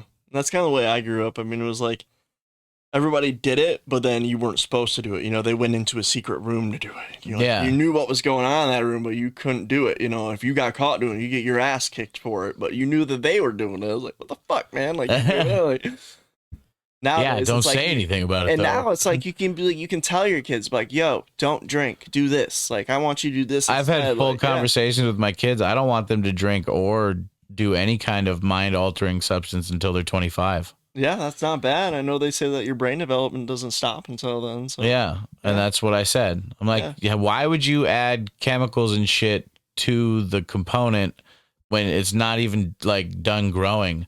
That's like baking a cake fucking halfway and going, this cake tastes like shit. I'm going to add some of this to it. Yep. I'm going to throw that in there and I'm going to add that to it. There we go. How's the cake now? It wasn't fucking done in the first place, you asshole. Now you just threw a bunch of random shit in my fucking cake. I've heard the theory though that like so some medical conditions some people theorize are an endocannabinoid deficiency. So basically like some people literally need medical marijuana to make their body in balance. Yeah. And so they don't even know it until they use it. And then they realize, holy shit, now I'm in balance. Like this thing that's always been wrong with me, it's not wrong with me anymore. And they never knew it. And I know like Steve D'Angelo from Harborside Medical out in Oakland, he's like one of the very first dispensary guys. He even argued that cannabis as a whole is a wellness drug. It's a vitamin. Everybody should take their daily vitamin. Yeah. If you don't take your daily cannabis, then you're not taking your vitamins to feed your endocannabinoid system. And then if your endocannabinoid system isn't fed, then you'll have deficiencies, which will lead to cancer or some of these other diseases that they think are happening. I don't know. I hope we find out. We're like the first dabbing generation, you know. So like when our generation's like in our 60s and 70s. But also the first vaping generation. Yeah, exactly. So it's gonna like compete with that. But they'll be able to do surveys and find out like, did you vape or did you not vape, and like find out like, okay, do these people that were dabbing grams of hash get cancer? These people like yeah, I think it'll be interesting to find out, especially when it comes to like people who have a family history of disease and stuff. Yeah, and then to find out if they get that same one. Yeah, this but like it's like fucking this person cancer. no cancer in this guy. What the Yeah. hell's different? You Yeah. know? I argue, like in my family, I think the thing that runs, we have a number of physical conditions that I'm worried about, but mostly it's addiction in my family is a big one. And so, like, I kind of learned early on that I was going to be addicted to something. So it was like picking what would be the best, the least impactful on my life and something Yeah. that would help make my life better, even versus something that would affect me negatively. So it's almost like if you know you're going to have that trait, then try to direct it towards something that could be positive. Because I have a lot of family members that are on meth or alcohol or a lot. Alcohol tore my Yeah. family up. A Oh lot yeah. of people didn't make it to the drugs. Yeah. They For sure. they died at the alcohol. And they say, I mean, like that addiction can be genetic. I mean, you can't even stop it. It's just you inherit it. So It's almost like a compulsive need yeah, to do something over and over and over again. yeah, You get addicted to a certain kind of dopamine high. yep. So I'm like a very routine driven person. Like I have my coffee every morning. Routines make me panic. Oh, dude, I gotta have my routines. If I I don't, feel like you're boxing me in. I gotta get out. I gotta run. Nope, fuck and you, gone. I'm superstitious too. Like I got to Running down touch the the same fucking spot street, of the dude. wall when I'm walking down the stairs. So I'm like, just in case. Touche. I am also kind of that way. Yeah, like I don't think Lot I'm of actual counting and OCD. shit. I think I'm more superstitious over OCD. It's just like, oh, I gotta. They're kind of the same thing. Yeah, I think they kind of are. I Yeah, think it crosses. maybe I'm just kind of convincing myself. No, I'm okay. I'm okay. Well, the thing is, for such a long time, there's been such a stigma with any kind of mental, I don't know, they call them disorders, but if anything, it's almost like there's a lot of them that are just kind of like mental quirks, Yeah. more than anything. It's not really Yeah. a disorder. It's just a difference, really, because it doesn't stop you from being able to do anything. You just think about a certain thing in a different way than other people do. Yeah. Like, Yeah. and I think with mental health stuff, we should definitely start to focus more on things in that direction. Like, what is it that, because like you said, we were talking earlier about like people learning in school and we teach on like this mass group level. Yep. And then somebody who doesn't learn that way is just considered stupid. Yeah, and then they're an outsider, and then But if we were taking that stuff seriously and really studying it, we could have, separate style classrooms teaching the same thing, but in different ways by now. And we could have, there's probably this subgroup of people who learn a different way. They're in no way less or more intelligent than their, I don't know what you would say, peers, but they I feel just like it learn just comes differently. down to like communication. Like how they're communicating with children, how you're communicating with people. When you're talking. Yeah, about I don't people. agree with the criteria of you have to cover this much in this amount of time. The kids Yeah. have to be this far by this day, and Yep. like, how about we see about teaching, learn, and the stuff that we teach? None of my kids know anything about investing or any kind of. I'm a fan of like homeschooling because I feel like parents know their children best. They know what they're interested in. Yeah, They but know some what parents are rewards them. fucking losers, dude. Exactly, but maybe they shouldn't be parents. Yeah, but it's too late. I know. It's too late now. I know. Like me, I was never able to financially provide what I would call a happy life for all of my kids. I mean, they would have been happy Yeah. normally and they would have, they wouldn't have died. But the argument can be made that by providing less, you provide more because you make them stronger. Yeah, like I told my brother earlier, we were talking and, when your kids are arguing about, well, you did this and you did that, it was very easy for me to just point around to the house we live in and be like, yeah, and look where we're at. Look Yep. how we're doing. Yup. How are things going, huh? Are we on the up and up? Everybody doing great? Fuck no. Yup. It's rough. Yup. How about you do something different than what I did? What I did obviously did not work. And then this, since I am at a point where I'm forced to apply for disability because I just, it has to be 10 o'clock. That's my pill marker there. That lets me know when I got to take pills. But I really take those anytime, and I don't want to take any kind of pills that make me go to sleep before I drive. That's probably a good idea. Yeah, so that would be terrible. What was I talking about?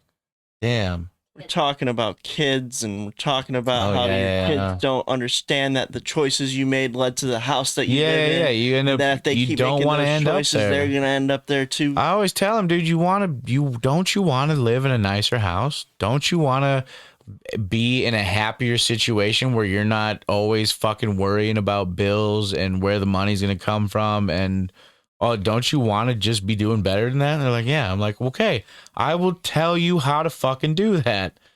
Well, the way we raised our daughter, it's just, I mean, we weren't super rich. I mean, we were probably lower middle class, had what we needed, but didn't have extra. Took a few vacations here and there. I've always been so far below the poverty line, and I don't know what the fuck a vacation is. Oh, okay. Well, man, I'm sorry, bro. Like, Oh, no. Yeah. I made horrible choices my whole youth and shit. I wanted to we did burn the most of fucking ours world on down. credit cards, so I suppose we didn't make Oh, decisions nice. either. So yeah, but you we can just charged it up. erase that shit. Yeah, bankruptcy helps. You can fuck that up real good. Yeah, we did that, but Yeah, if you're for us, it was if you're just out like- there and you're young, dude, go ahead and fuck up some credit card debt, dude. oh yeah, that's great. Yeah. It'll teach you some lessons.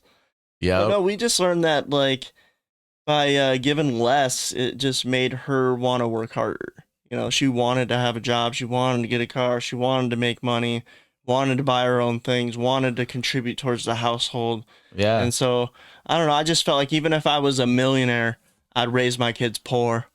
Because I just feel like my those are the kids don't best get an people. allowance. Yeah, I feel like those are the best people. People that grow up poor are the best people because they're the ones that appreciate things. They're the ones that are going to have to work hard. Well, and my kids, sometimes they'll complain about like having to do chores. Like, why do I have to do dishes for fucking 7 people that live in the house?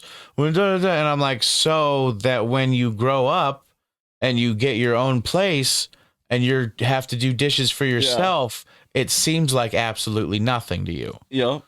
So that way you are naturally just super clean and organized. Plus, you just don't want to raise a kid that doesn't know how to do dishes or laundry. You don't want to be that self-sufficient. Yeah, was always my thing. Be self-sufficient. Yeah, you want to raise an adult. Yes, not a man child. Not somebody who's going to be calling me every 2 weeks, going, "Dad, I don't know what to do because," Yeah. If anything, I want you fucking helping me out. I fucked up. I need assistance, child. I'm playing genetic lottery. I'm like, come on, doctor. So it seems how Give you me a steer them lawyer. away Come from on. using. So it seems how you steer them away from like using cannabis under the age of 25. Do you steer them towards the cannabis industry at all as a career potential? If they were interested in anything like that, I would have nothing against it. Because, like, for example, like agriculture. I'm not right against now, it's, them like, the best using career cannabis field, before they're 25, essentially. It would have to be, I would have to see a noticeable difference. Like, I would have to see, oh, you're like this before, and with this, you're like this. And not just for like 30 minutes, but over a long period of time. Is it improving your quality of life? Are you doing better because of this? Yeah. And then I would decide whether or not I was okay with it. But do you think they're going to party at all between the ages of 20 and 25? It depends. It varies kid by kid. Yeah. I've got one kid who, recently got into partying. She went off to college and stuff. And I kind of encouraged her to do a little bit of partying her last summer before she goes to college. Yeah. Because I don't want her to get completely taken aback by like a couple of beers and she's fucking, You don't want to be sending in any lightweights. No, I wanted her to get a vibe of like what's okay, what's not okay. Notice the difference in how people act when they've had alcohol and other things, and be aware of when situations could be turning bad. Yeah, stuff like that. And she also has a nice can of fucking mace too that I sent her with. That helps. Yeah, because like pocket knives and guns are not allowed on campus. I'm not sure if mace is either, but you're not having my daughter on campus unprotected, or you're going to have me on campus. Well, in South Dakota, you don't need a concealed permit, so. Yeah. Which is also nice. Yeah. But yeah, she stays in the dorms, so they got extra rules there. Yeah. You can't have certain things, but I won't have her unprotected. USD, you said? Yeah. I haven't been in the dorms there since like 2004, maybe Well, 2003. I went to a they're party no down there. different, dude. I bet you it's Yeah, the same fucking setup. My buddies got kicked out for smoking weed. Yeah, she said the big problem on her floor is alcohol. Yeah. A lot of people. She said one time it was middle of the day on Wednesday and it just stunk like booze. Her RAs or whatever they're called, they don't stay there. They have rooms on that floor, but they don't stay there. They stay somewhere else with a fucking boyfriend or a girlfriend or at a different apartment or something. They don't even stay there because it's out of control. Well, that's convenient for the student. She's very pissed off and pretty close to like complaining about it. And my oldest daughter is she's a bigger girl, you know, not like weight wise, but just fucking height. Yeah, she could mess somebody up. So I would not want to be the person who's drinking and partying in like the early morning hours when she's got to get up and go to class, and she like snaps. Yeah, because she will beat a boy's ass. I mean, I wouldn't be surprised to hear that she beat a kid up, and you know, but I would 100% know that she had a damn good reason too. Yeah. Yeah. See, I'm kind of an idiot. Like, I've not so much an idiot. I learn from my mistakes, but holy shit, did I make a shit ton of mistakes.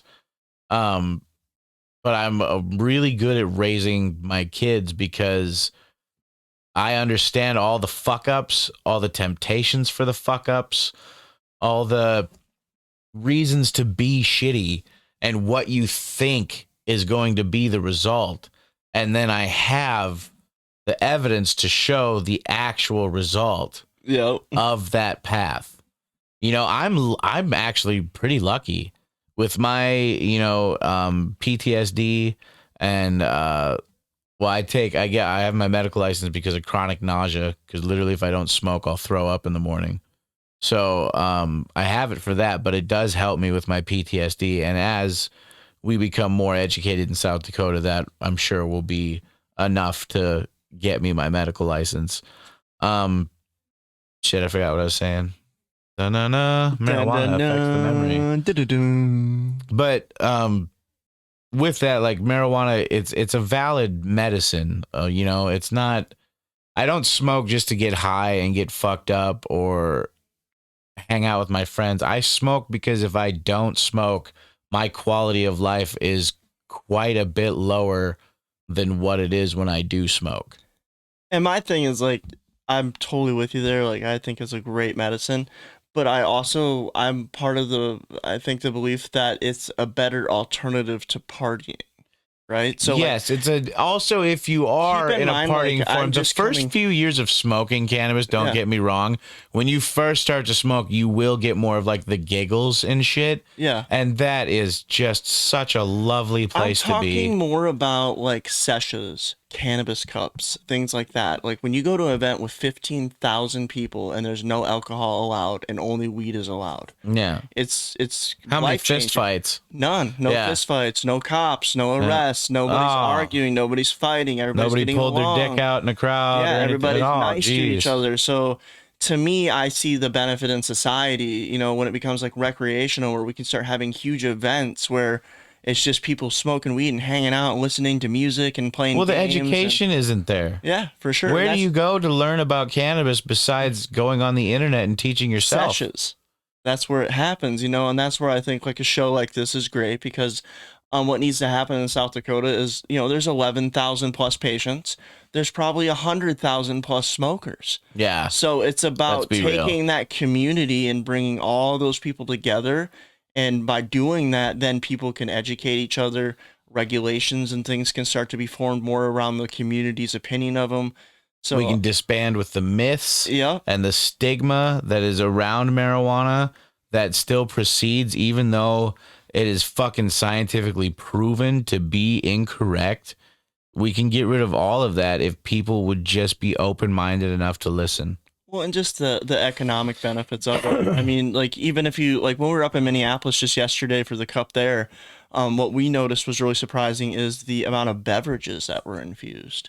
So you take a lot of the breweries and they're turning around and they're making THC infused drinks now. Oh yeah, almost Yeah. and they follow the designs almost of Yeah. alcohol bottles. Yeah, exactly. So it looks like a vodka bottle, but it's really filled with liquid Yep. THC. So if you look at like Sioux Falls is becoming kind of like a micro brew city, you know, we've got all these little micro breweries. Well, they could immediately tap into that market of making these locally made THC drinks that But getting East River to do anything I know. pro cannabis is hard. Which dude. is shocking because if you think about it, like the Sioux Falls greater area is Democratic. And then the rest of the state is mainly Republican. Mhm. And so if you think about it on a national scale, Democrats are usually the ones that are pushing for legalized cannabis and they're the ones that are allowing it.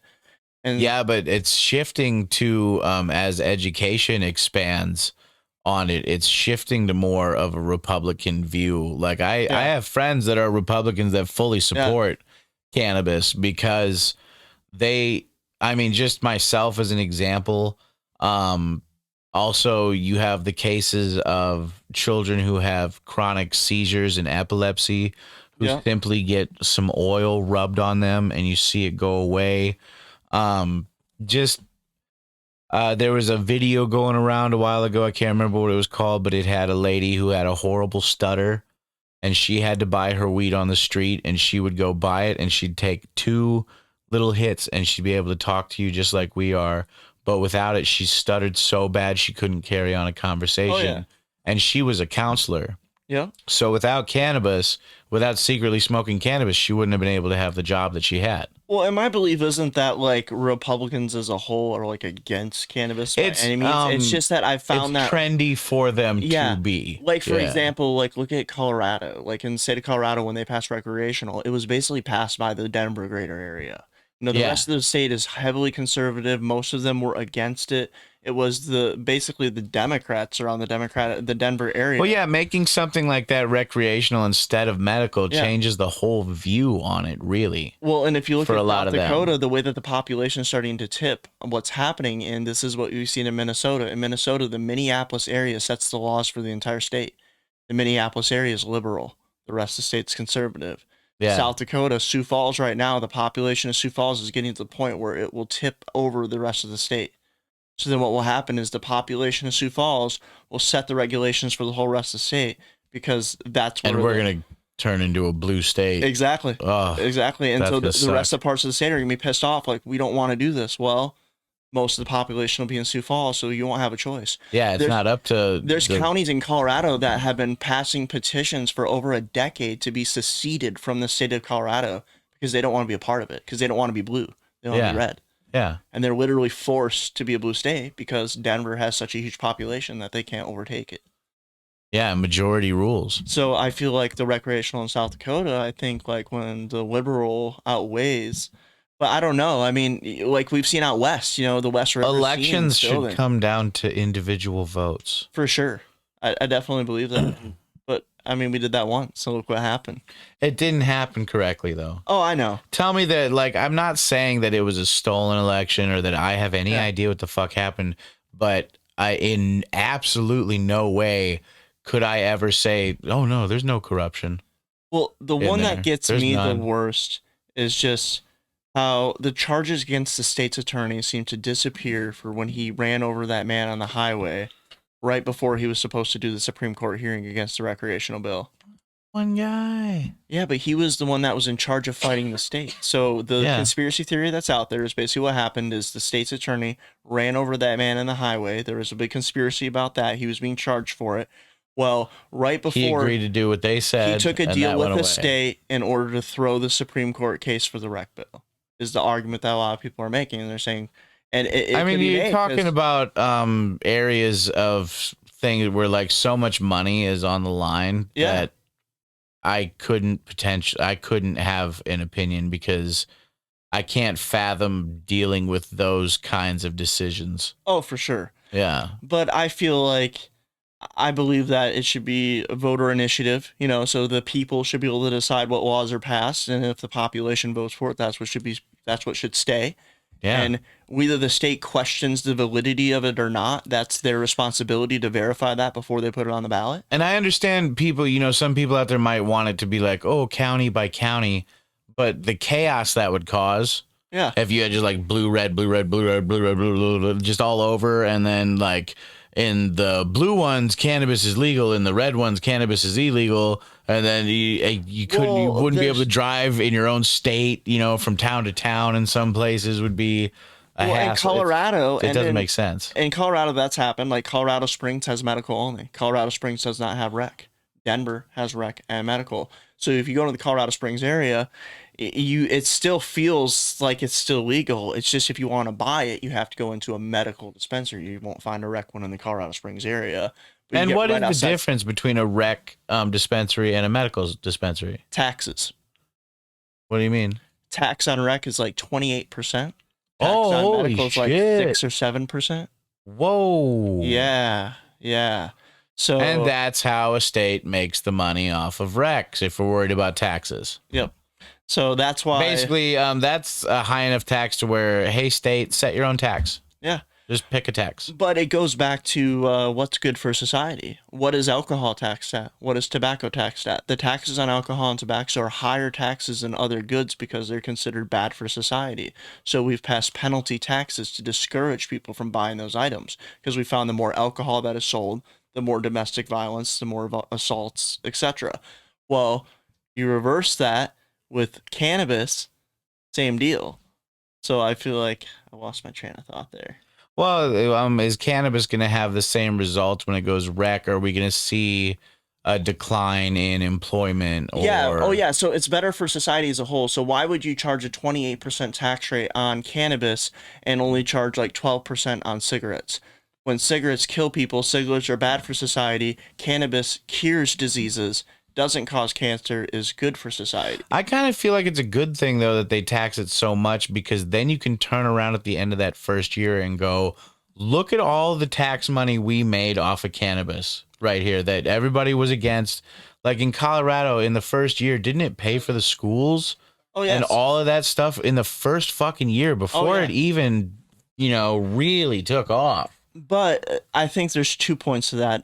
The first one being, again, why isn't alcohol carrying that? Alcohol is hurting society. Alcohol is getting kids kicked out of school. Alcohol is filling the jails. It's not inbred. It's embedded in our fucking society, though. But in Colorado, cannabis sales now exceed alcohol sales. And Colorado used to be one of the #1 beer producing states. And no offense, but Canada's a bunch of pussies. No, I mean Colorado. Oh. Colorado. Like the state of Colorado used to be like one of the biggest beer producing states, and now they produce more cannabis than they produce beer. Well, that's more of a societal thing, like the society. Because society is choosing cannabis over beer. In Colorado, I noticed that there was less of a party vibe when I was there. It was like 20 years ago. But when I was there, it was less of a party vibe and more of a I just want to chill out and fucking have a good time kind of vibe. It wasn't let's get fucked up. There were those people. Oh yeah. But it was less of an encouraged vibe. The general vibe of a place was, hey, everybody come in, let's, get a good buzz going and let's fucking hang out. But I think what's shocking there is you look at their tax rate on cannabis is 28%. Their tax rate on alcohol, I'm not sure what it is, but I'm guessing it's in 10 to 15% rate, right? So they're charging people twice as much taxes for cannabis. They're charging them probably 3 times the price for cannabis is what they're charging them for a 6-pack of beer. Oh, yeah. And those people are not hurting society at all.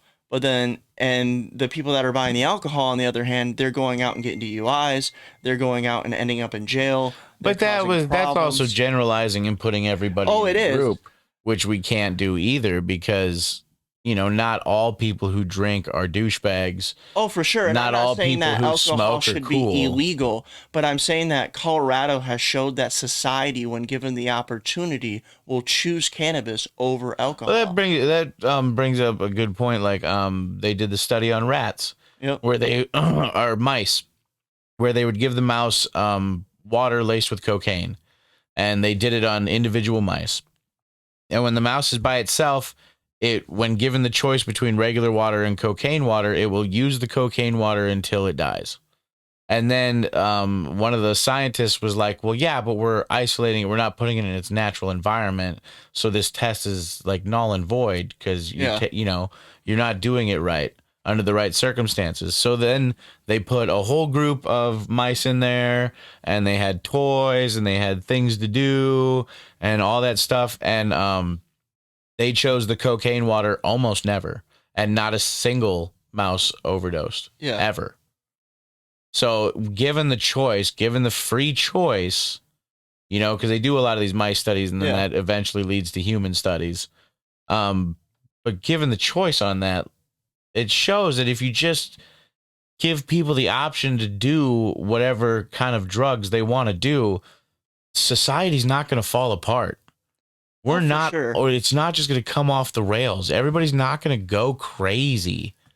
I just feel like what's going to happen in probably like 20 to 30 years is the United States is going to transition from an alcohol dominant country to a cannabis dominant country. And so you're going to go to there events. are other big countries out there, like India is a big hashish fucking country, and they're on the up, dude. They're doing really well. And I feel like, and that's why you're seeing all these drink companies coming out. They're substituting. People want to go to the bar, but they don't want to get hungover. They don't want to black out. You want they don't want to puke in the bathroom. And there's no place in South Dakota especially, there's no place for us to get together and smoke. Yeah. We can't hang out and smoke anywhere. We're shunned everywhere, especially East River. Yep. It's so in order to get over that, they're going to do the liquid alcohol because that puts it in a way that the state can understand it. Yeah, because they understand alcohol. Yes. So you put it in. The state gets it if you put it in that form. Yep. Yeah. And so that's where I feel like in the future you'll go into the bar and half the people in the bar are probably going to be drinking THC, CBD drinks or something. They're not going to be drinking alcohol. Yeah. Or it might even be a combination of weed and alcohol in a drink.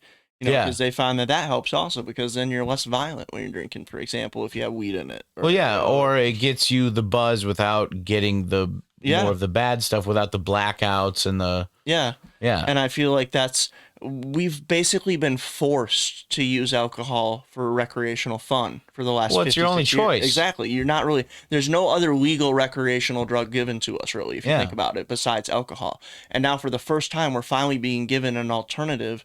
I was a bartender for a couple of years, man. So you've seen it, you can come into the bar 5 nights a week, drink until you can't hardly walk. As long as you make it to work and everything like that, you're just one of the boys. Yeah. You don't have alcoholism. You don't have an issue. You're just one of the guys. But if they catch you outside smoking a fucking joint, you piece of shit fucking loser.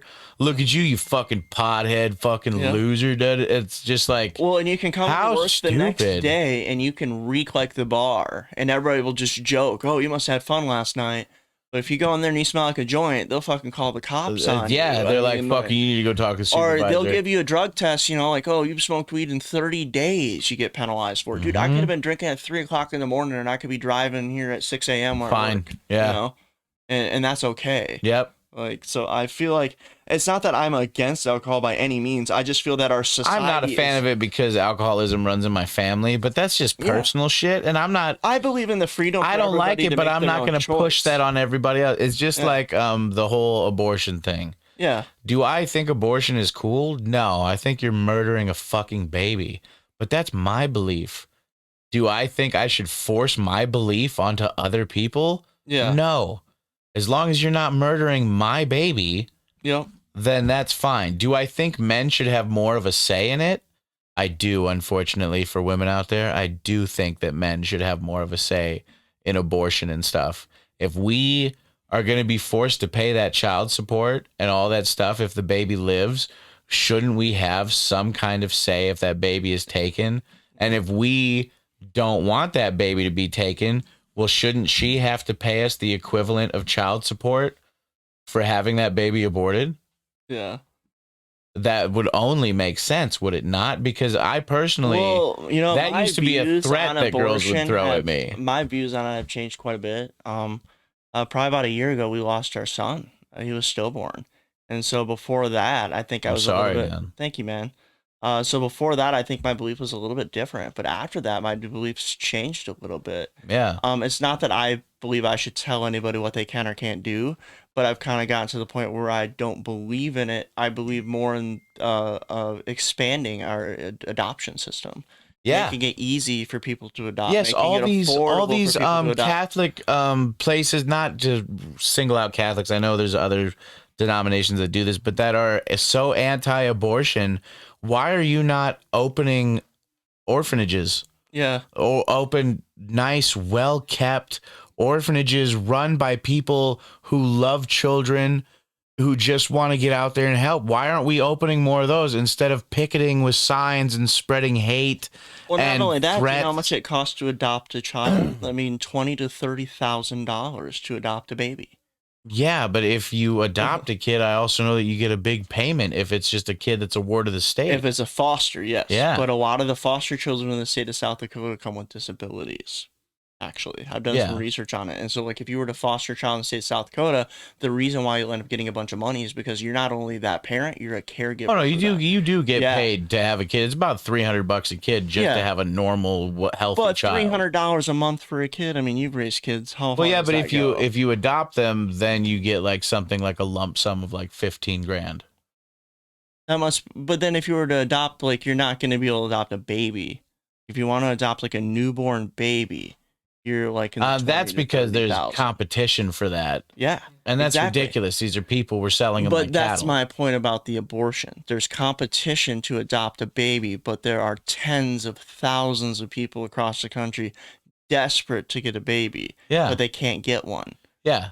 So So it's there's kinda a supply and demand issue yeah, there. exactly. And so Why don't we just remedy that? and how many of these, people would be willing to give birth to their child if they knew that there was a good wife waiting for them? Yeah. How How many people? And there was no penalty for saying you didn't want to keep the baby. Yeah. There are plenty of orphanages. There are and they're all run by this company or this church denomination, and they're all kept up to standards like this. Yeah. There's a nice, safe place for your child to go. Where even the problem is the way our adoption system works is if you don't get adopted, you grow up in a broken fucking system Yep. that does not care about you. For sure. So we need to fix that fucking system Yes. where I if believe you that. don't get adopted, you still grow up to be a well-functioning, able-bodied, contributing member of society, and it's just, I feel like these are not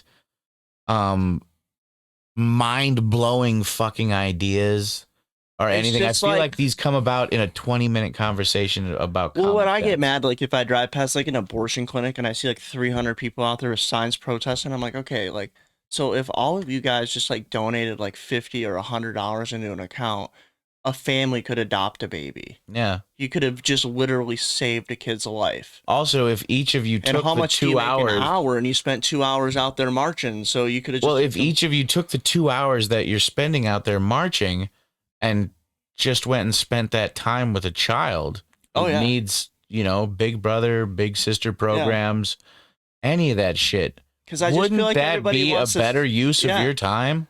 Because they're like, oh, you have to have the kid, but then nobody wants to do anything after that. Yeah, what about the kids that need Yeah. help? Nobody cares. And then Especially once you get over a certain age, then it's like fucking spoiled milk. Yeah, Nobody wants that motherfucker. yeah, and then you wonder why the jail system fills up and the mental hospitals fill up. And the prison system is not, Yeah. it was designed to rehabilitate, and it has nothing to do with rehabilitation. Oh, no. now. It has to do with keeping, once you're in it, I'm a they fan want of you to like, have stay. you heard of like, I think it's like Norway or Finland or something where they have an island where they send all the criminals to, and it's like a village, and they all just get to live there like regular people. Yeah. And when people leave this place, they're like fully rehabilitated. They're like, because what they do is they don't treat them like a criminal. They treat them like a regular person. Yeah. And then that's what rehabilitates them. They're like, by putting them into a prison and treating them like a criminal, you're just making creating them worse. that, you're creating a Yeah. worse criminal. Yeah. Yeah. It's almost like it's like if a dog growls at somebody and then you beat the dog. Yeah. Then the dog's just going to growl more next time. And then Yeah. you beat him again. And then they're going to growl even more the next time. So it's like, it doesn't fix it. It just creates a You're reciprocating creating problem. a panic response. Oh yes, Yeah. but when you look at the prison system in the United States, it's a profit-driven system. Yeah, so, and that's fucked up too. yeah, it's designed. Incarceration shouldn't be a profit. I mean, why do business. guys? I mean, I also wonder, like, I don't know about your feel on capital punishment, but like, how much money are these private facilities making off of 30-year death sentences? Yeah, what the fuck is that about? Yeah, why? If you're gonna kill somebody, yeah, as like, soon as that appeals dead, up, bro. Like, you should be dead tomorrow. Like, why are we waiting? 30 and the fucking appeals years? system, you should be allowed a certain amount of Yeah. appeals and be done. Well, yeah. Not just be able to appeal until you run out of money. Yep, That's for sure. ridiculous.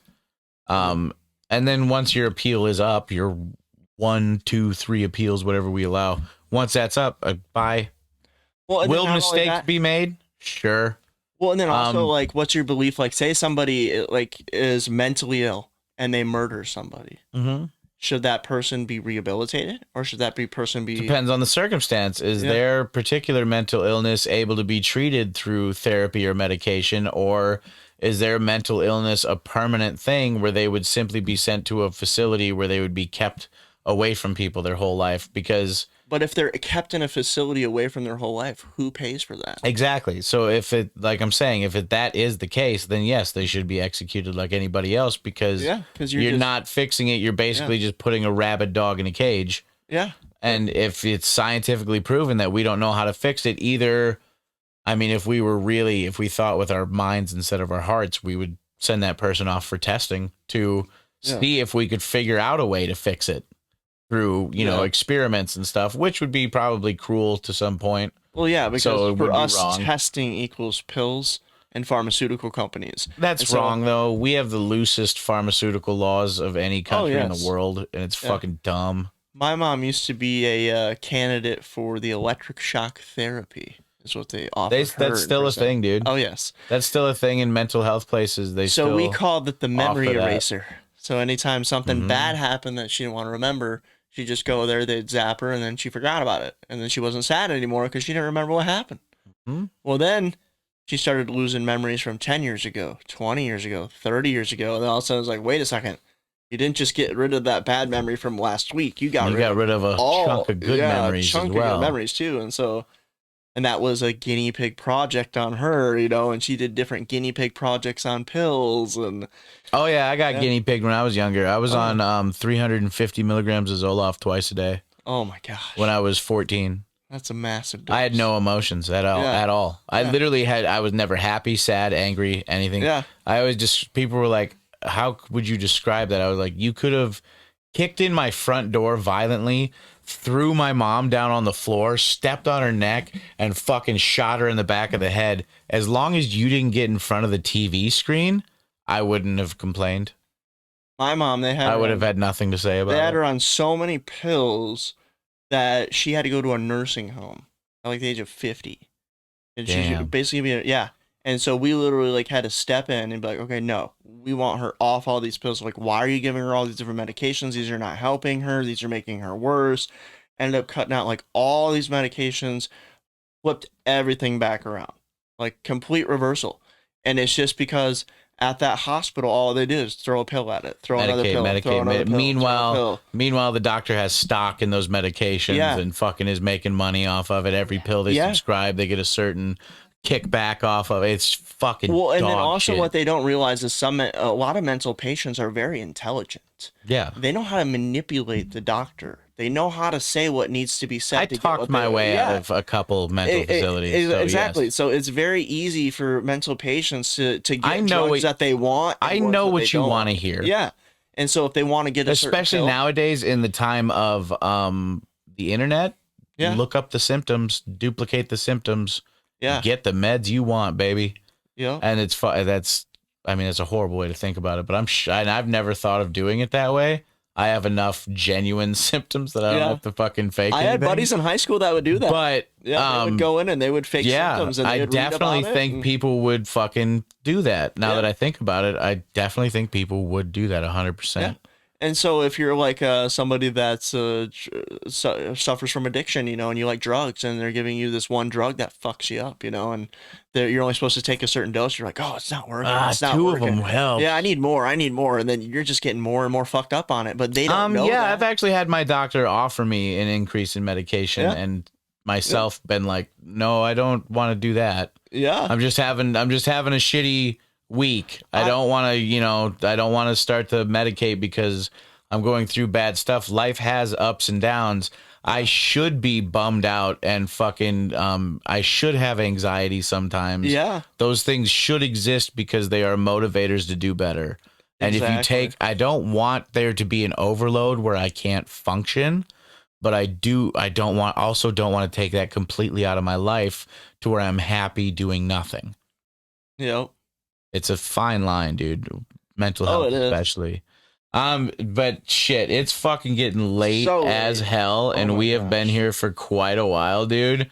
So if anything we said, oh wait, hold on, before I do the classic outro, okay, where can we find Mitzel Glass products?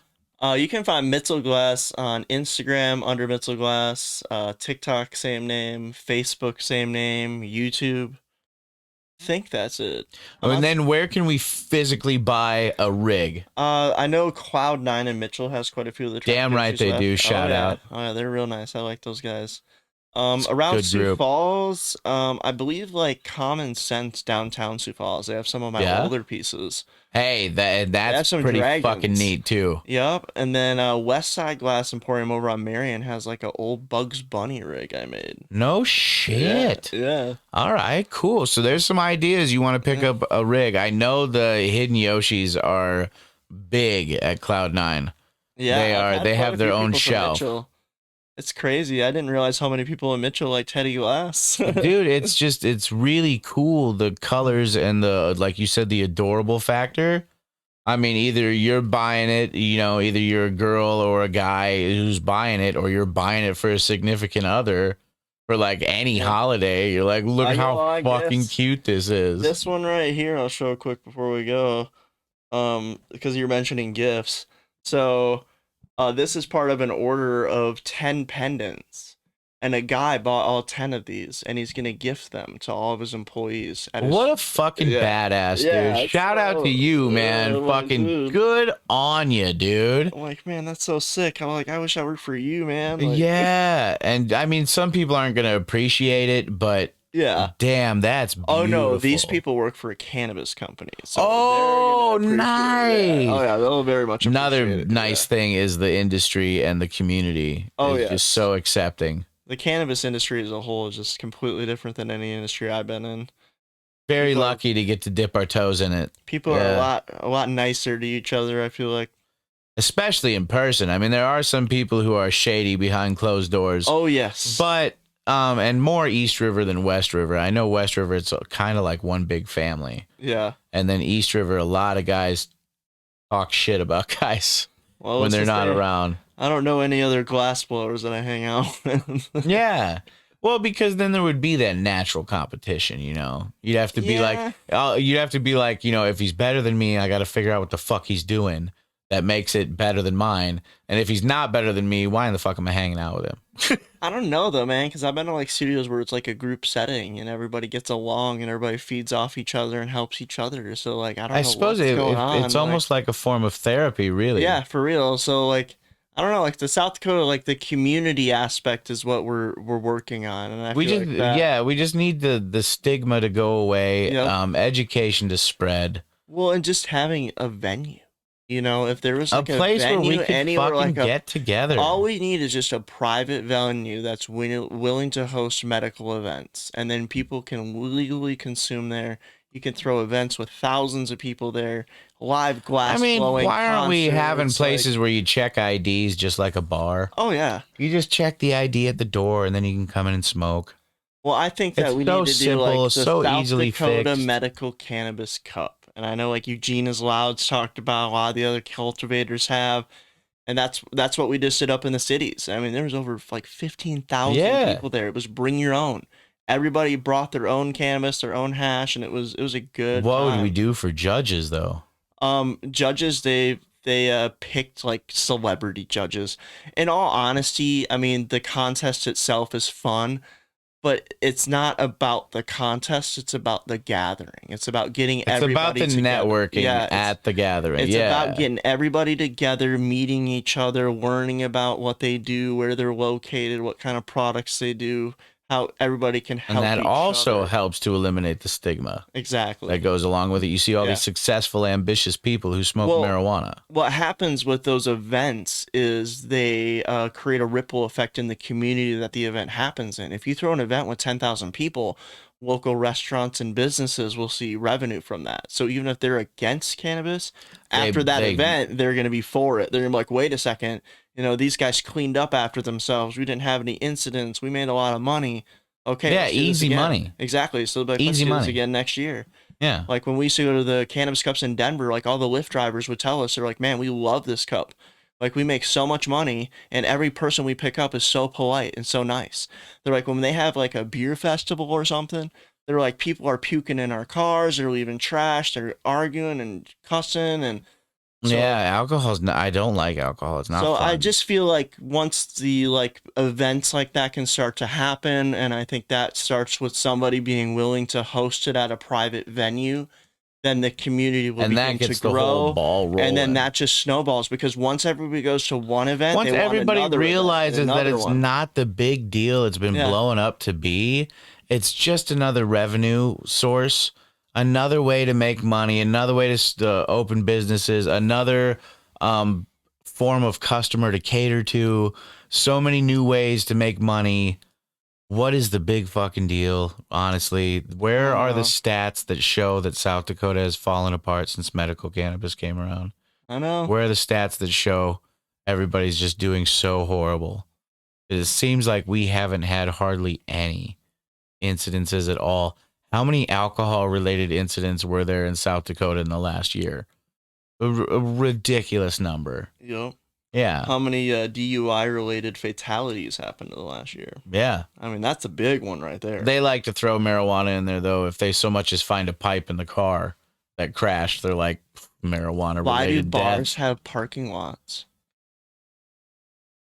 Because that's where you park your car that you're not supposed to drive when you leave the Right, bar. exactly, right? It's like, why do bars have parking lots? It's like bars shouldn't have parking lots. It should be public transit only. Like you should only be able to get to a bar using public transport or walking. That'd be tits. right. But with that way of thinking, the only way to get to future cannabis bars would be by riding a bus with a bunch of drunks. Yeah, probably. And that would fucking suck, dude. Nothing harshes your vibe worse Yeah. than fucking. You know what it is about you, buddy? buddy boy. You didn't I know? made the mistake of riding the train in Minneapolis after a Twins game. Fuck yeah. Oh yeah, that was great. It was. Did the Twins win? Yeah, they won. Oh, well then that's okay. If no, they you would lost. think it would be a good thing, but no, it's not. Well, no, because they people party just turn hard. up more. Yeah, they drink more. Than Yeah, but it's more of a. It's a good vibe. Yeah, We're all in this together. Oh yeah, for sure. It was like a good vibe, definitely. But people were super hammered. It was Damn. and the way that they crammed on the train. I mean, you're just shoulder to shoulder. You could barely fit on there. Oh, and I bet everybody just stinks. Oh yeah, it just reeks like booze. Like yeah, and they're all sweaty and stuff and stanky. Yeah, And, everybody's been going hard. Yep. Some Yeah. guys in the back farting up freaking hot dogs. Oh yeah, fucking burping up nasty Yeah. shit. Silent farts Nachos, going off yeah. left and right. You went to the concession stand. You mixed fucking hot dogs, vodka, and beer. What the fuck, dude? Yup. No. Yup. But all right, man. You know where to get it. You know where to get them. Support this man and his glass blowing that he does. And if anything that we said in this pretty long conversation that we had, if anything that we said offended you or hurt your feelings or made you not want to watch this show anymore, or you're upset that we're not on Instagram and now we're on Reddit and other things, first off, stop being such a baby. And secondly, remember, you can't be mad at us for what we said when we were smoking that ish. We'll see you guys later, all right?